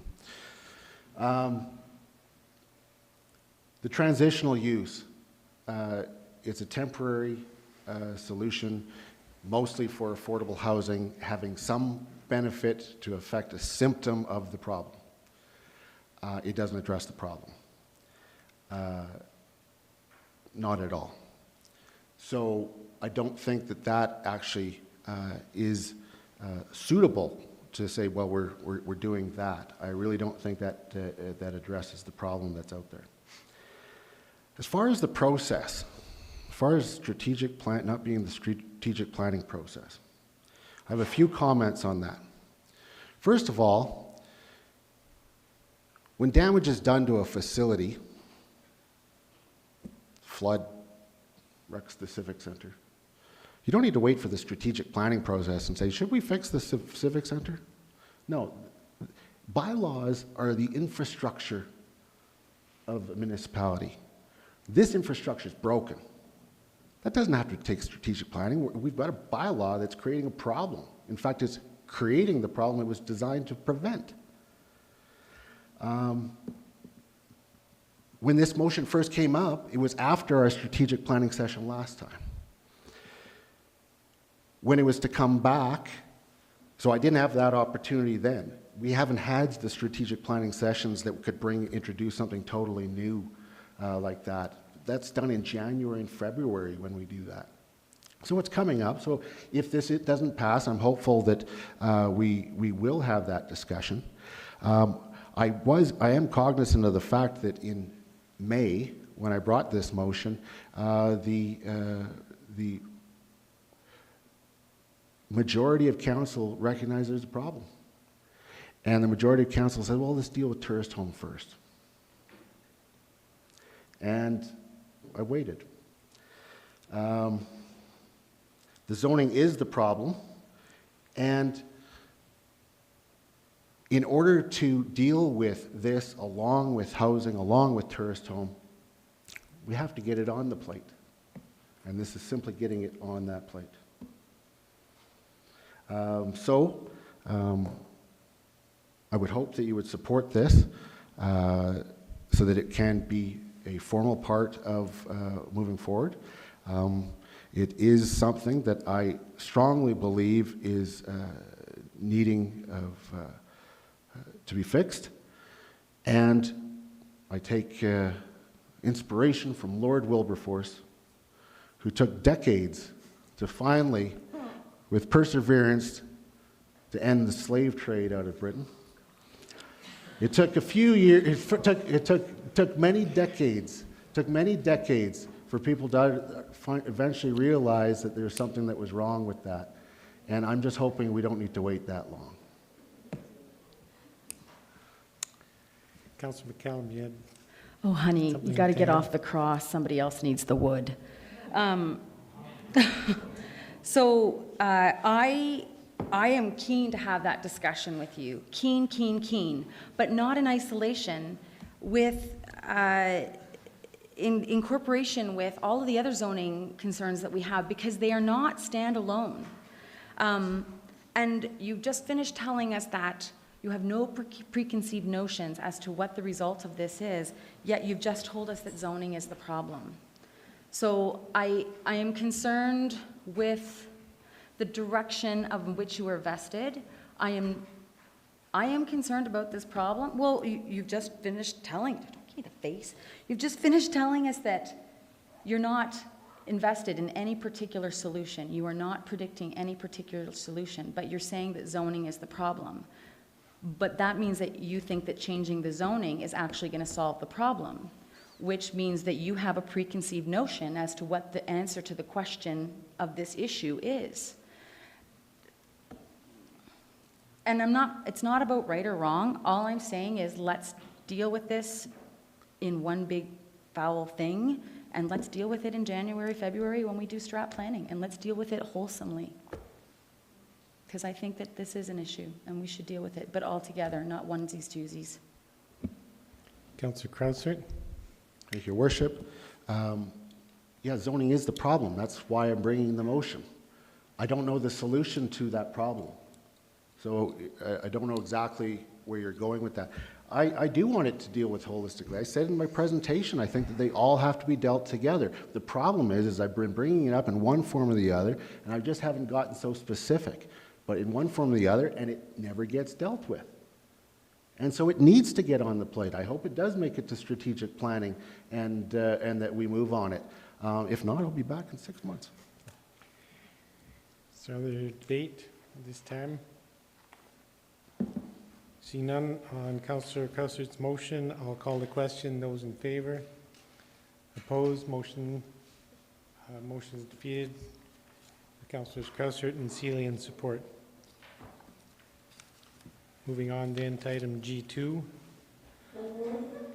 Fee waiver request for potential rental apartment. Mr. Fish.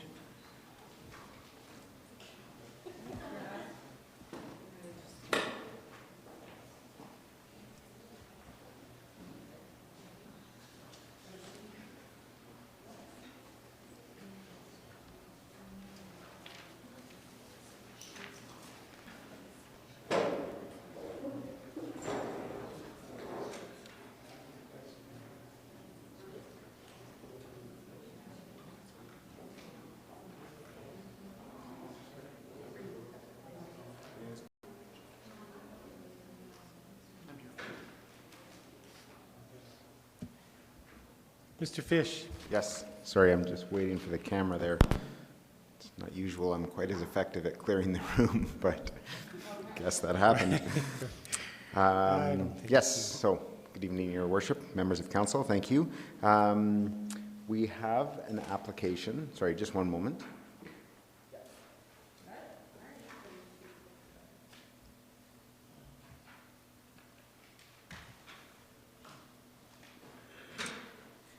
Great. So administration has been approached by the landowner at 511 Old Canmore Road. Currently the site is predominantly occupied by the Coast Hotel, although there is a portion of the site that is vacant currently. It's the area shown in red on the map there.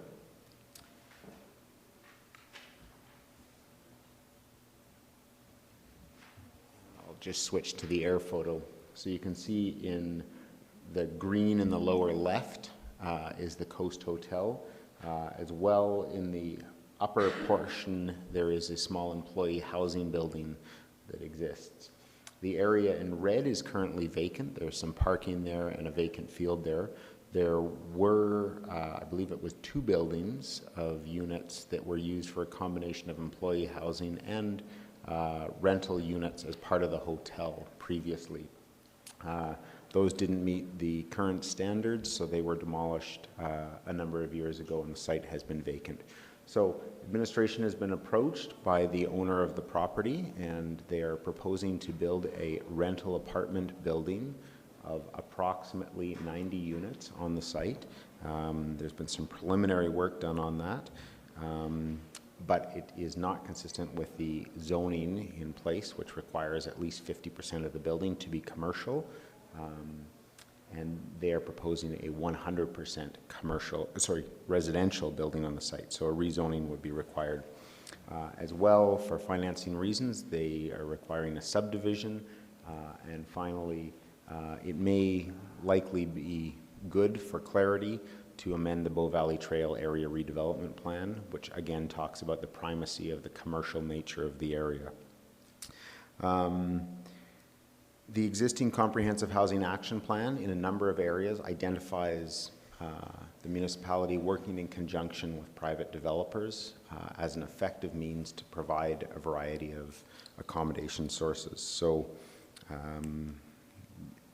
the municipality and through its partners, primarily Canmore Community Housing Corporation, units are being provided in the community through that mechanism, but this is a significant opportunity to provide some additional housing.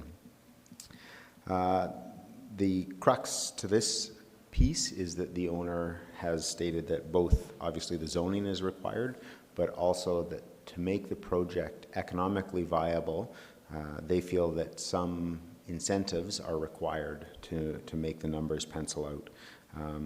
At this point, what we're considering is a waiver of the fees for the subdivision, the rezoning, and the potential area redevelopment plan amendment. As identified in the staff report, that works out to about $12,000, and that's what's being considered tonight.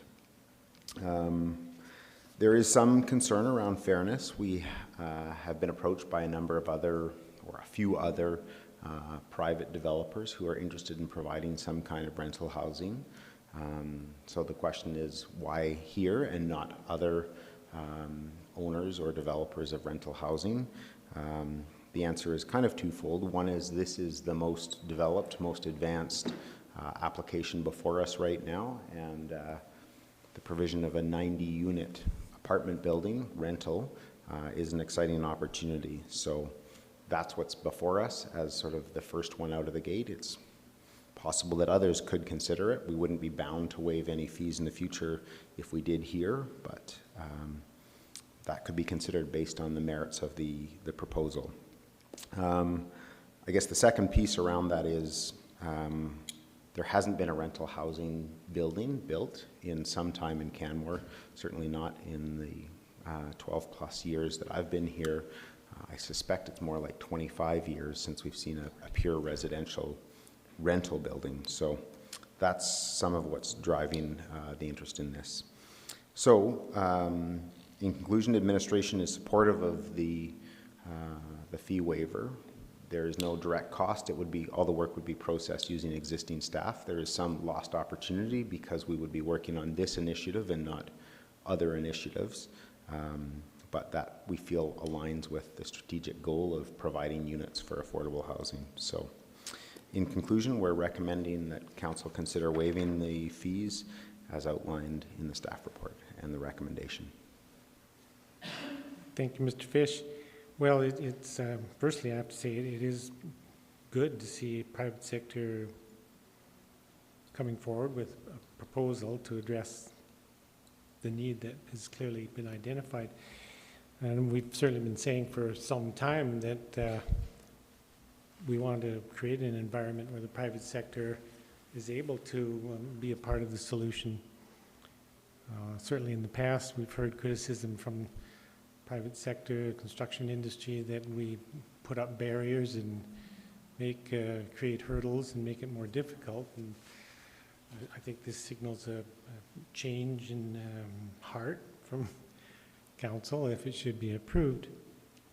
But we have had discussion leading up to this around the need for some sort of a policy for administration to have ahead of time, so that it's not a situation where you have to respond case by case to proposals from various developers. And I guess maybe the question's for the CAO.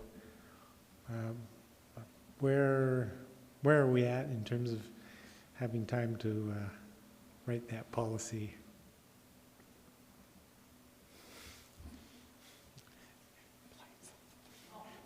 I see that Mr. Parker is willing to field my questions, so I will allow him to. Okay. So, in regards to that question, it's not currently within the work plan of planning and development for 2016 to develop this particular policy. A policy around incentives or trade-offs for development is not a small issue. It's something that has far-reaching consequences that would need to be explored. It would require some community consultation. So the short answer is it's not something that can be done quickly. Right.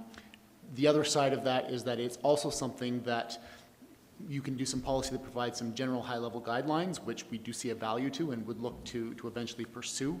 But it's always going to be inherently situational, and the application of the policy will depend on the merits of each application as it comes forward. So you can't be so specific with the policy that it's going to be able to provide guidance in each particular instance or in any way fetter council's discretion. So in short, what we're saying is that the timeline to develop that policy would be prohibitively long in order to have it in place to consider this application. And we don't see that there's anything that a policy would eventually provide that would prevent council from actually deliberating on this particular motion and move forward with it. Sure, I'm certainly happy to consider the motion.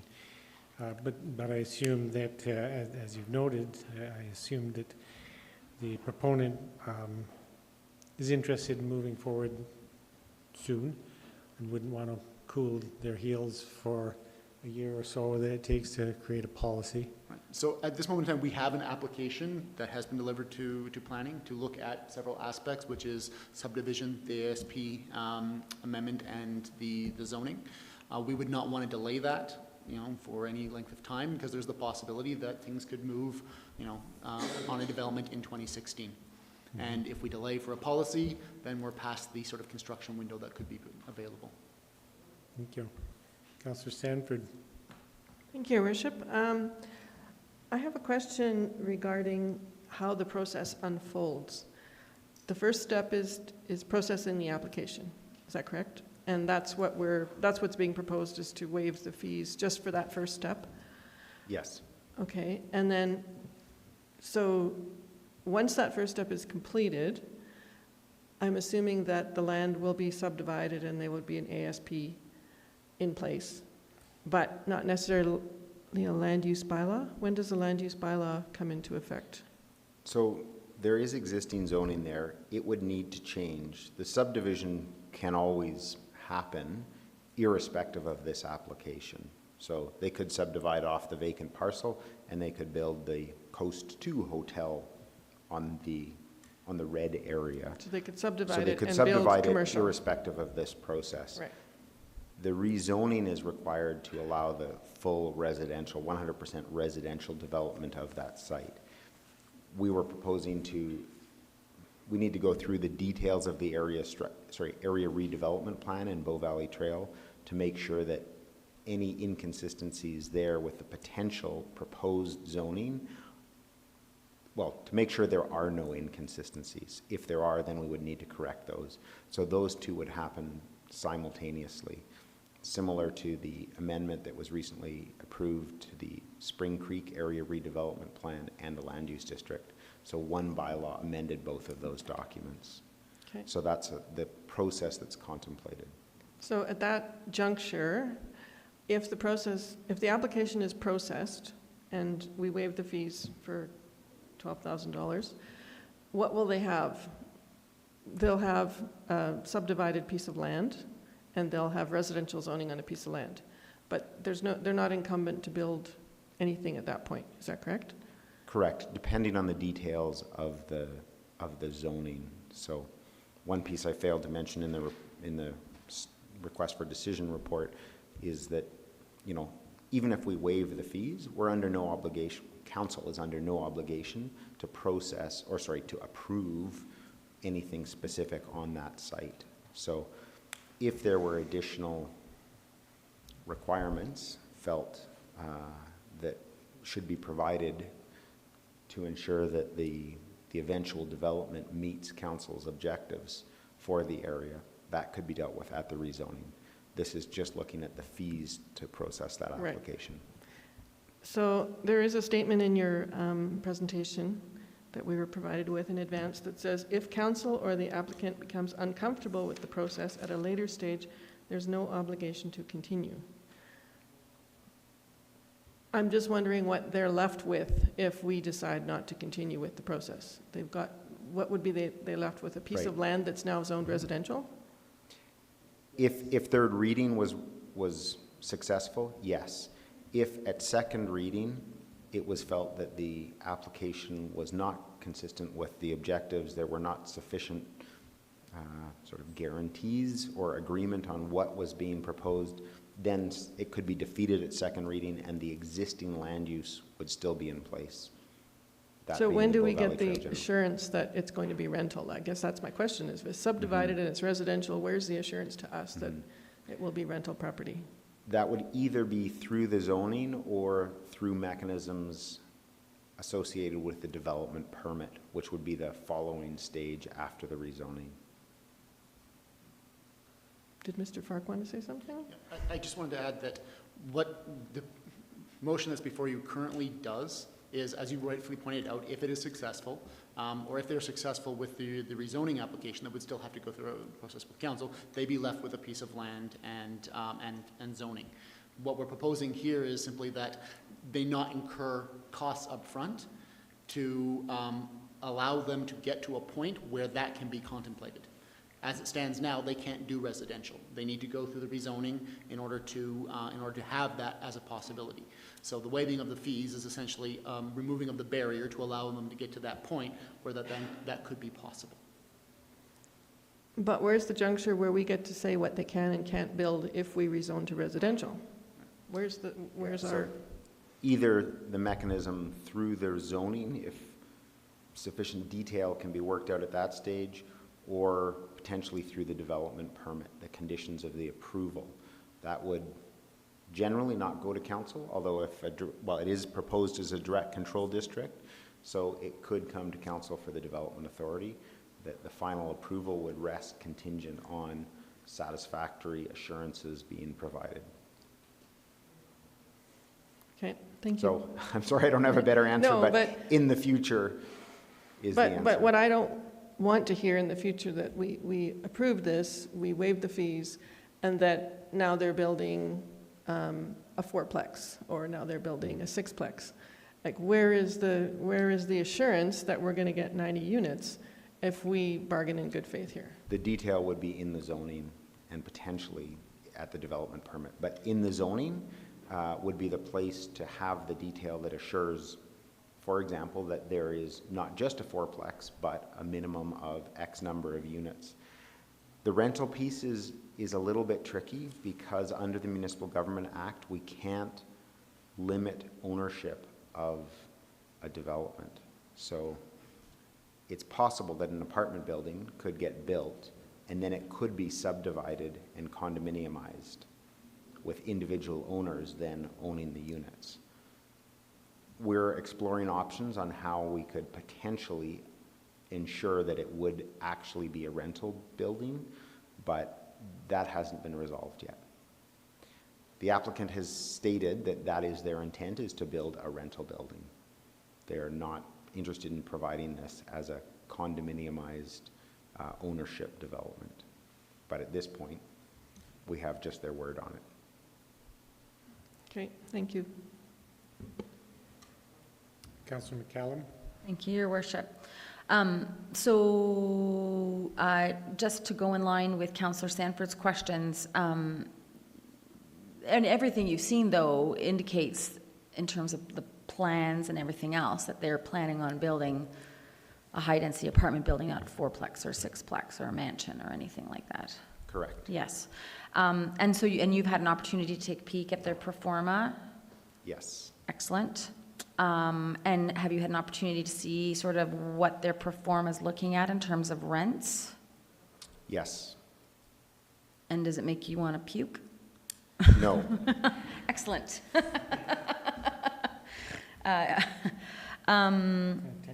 No, that's a Joanna-ism. Apparently I have lots of them tonight. And are there any other concessions in terms of parking or anything like that that they are indicating they might be looking at when we get farther down the subdivision road? There are some changes from the general regulations for development that are being proposed. And it's in those general regulations, those changes, that we could certainly propose or indicate that if they want to condominiumize after being an apartment, that they would be hogtied to find that parking in advance. It's parking, isn't it? It's all parking. That's okay. Yes. Okay. I would perhaps select a different word than hogtied, but Well, yes. it's going to make it It's a trickier for piece them in the discussion. to change their Yes. business plan down the road if Yes. they decide to go from rental to a condominiumization, Yes. and that's what I'm indicating. And are there any other financial considerations or concessions that you think that they'll be looking for? Like, is it what we see, what we're getting? 12.5? So far, this is where we're at. I think they have expressed a need for the project to be fiscally viable, to have other incentives But you've down seen the their road. pro forma, so would you agree with that? Cover that when I come there. So. I'm asking questions up here on purpose. Yes, at the high level. So Okay. the pro forma as provided does indicate that based on current cost projections and income projections, the rate of return on their capital is lower than what would be considered to be the industry standard for an investment of this type. But their land is paid for. That is understood and Okay. taken into consideration. So their pro forma does indicate that financial viability could benefit from other potential incentives. Okay, and so, and I asked this question earlier, Alaric, and so when you've had a chance, and again, I know that the drawings are sort of high level as well, are they building shoeboxes? No, they're reasonable sized Okay. apartments that are being contemplated at this point. Excellent. And through the land use zoning, we could put in details around what those Minimum size units minimum are. sizes or even maximum sizes if deemed appropriate. Excellent, that's great. And that's everything on my list. Thank you. Are there other questions from members of council at this time? Seeing none, thank you. That, then I'll move the council direct administration to waive application fees for a rezoning, potential area redevelopment plan amendment, and subdivision application for a potential residential apartment at 511 Old Canmore Road. I'm happy to support the motion myself. It's not a lot of money. I mean, it is money, but there are no hard costs to the town associated with this. It's some staff, some resources that will be required. But you know, we've, as I said earlier, we've been trying to encourage the private sector to get involved in finding solutions for some of our housing issues. And here's a developer prepared to do that, albeit we haven't got certainty on some of the details yet. You know, I've heard it said from private sector that if the town wants them to be involved in finding solutions, one of the best things we can do is get out of the way. In a way, that's what we're doing here, without giving up any control, honestly. So I'm encouraged to see this coming forward, and I'm hoping we'll see other similar proposals coming forward in the near future, but happy to support this motion. Councillor Krausert. Thank you, Your Worship. I'm also fine supporting this motion. I also see it as removing barriers to residential apartments being built. That's what we've already talked about doing. We need to get out of the way of the housing that we need being built.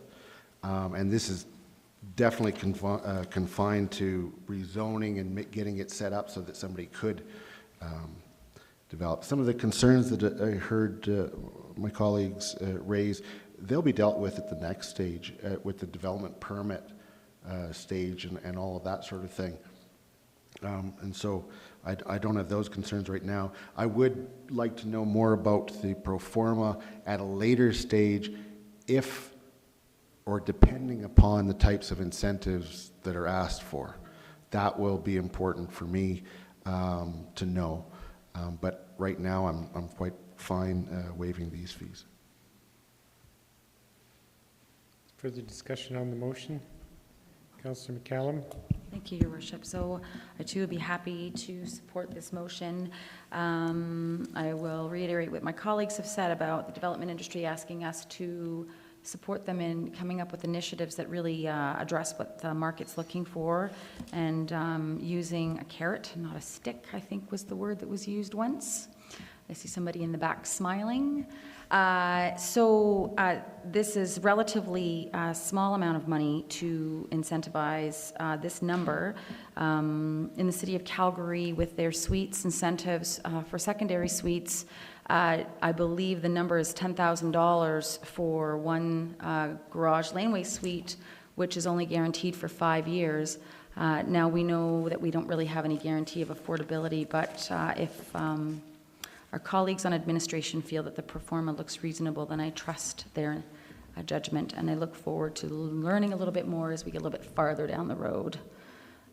So I'll be supporting this. Thank you. Councillor Sanford? Thank you, Worship. Well, I would consider reluctantly supporting this just from the perspective of not knowing what the next step is. $12,000 is not a significant amount of money, but I would certainly want to be assured that the investment that we make now is going to have the effect that we intended. And rental property, I think, is a high-value commodity in this community. Rental property on somebody else's land is an even better incentive for us to participate. But I would really want to be assured that the rental property that we imagine at this process actually materializes, and we can use our planning mechanisms to do that. So I will support it. Councillor Seeley? Thank you, Your Worship. I'll happily support this motion too. I think it's moving in the right direction, and instead of being a barrier, we should encourage this sort of thing. It's a real good community solution, and I've talked a lot about apartment buildings they're missing in Canmore, so this is an opportunity. I don't know what it's going to look like. As far as putting some controls in place, something I've heard from other communities, if you have something rental and it turns into something else, a condominium that's now for sale, then there's some parking caveats that you can put in. So things like that maybe we can look at down the road. Further discussion on the motion? Seeing none, I'll call the question. Those in favor? Opposed? Motion's carried unanimously. With that, I will move council be adjourned. Those in favor? Opposed? Motion's carried unanimously.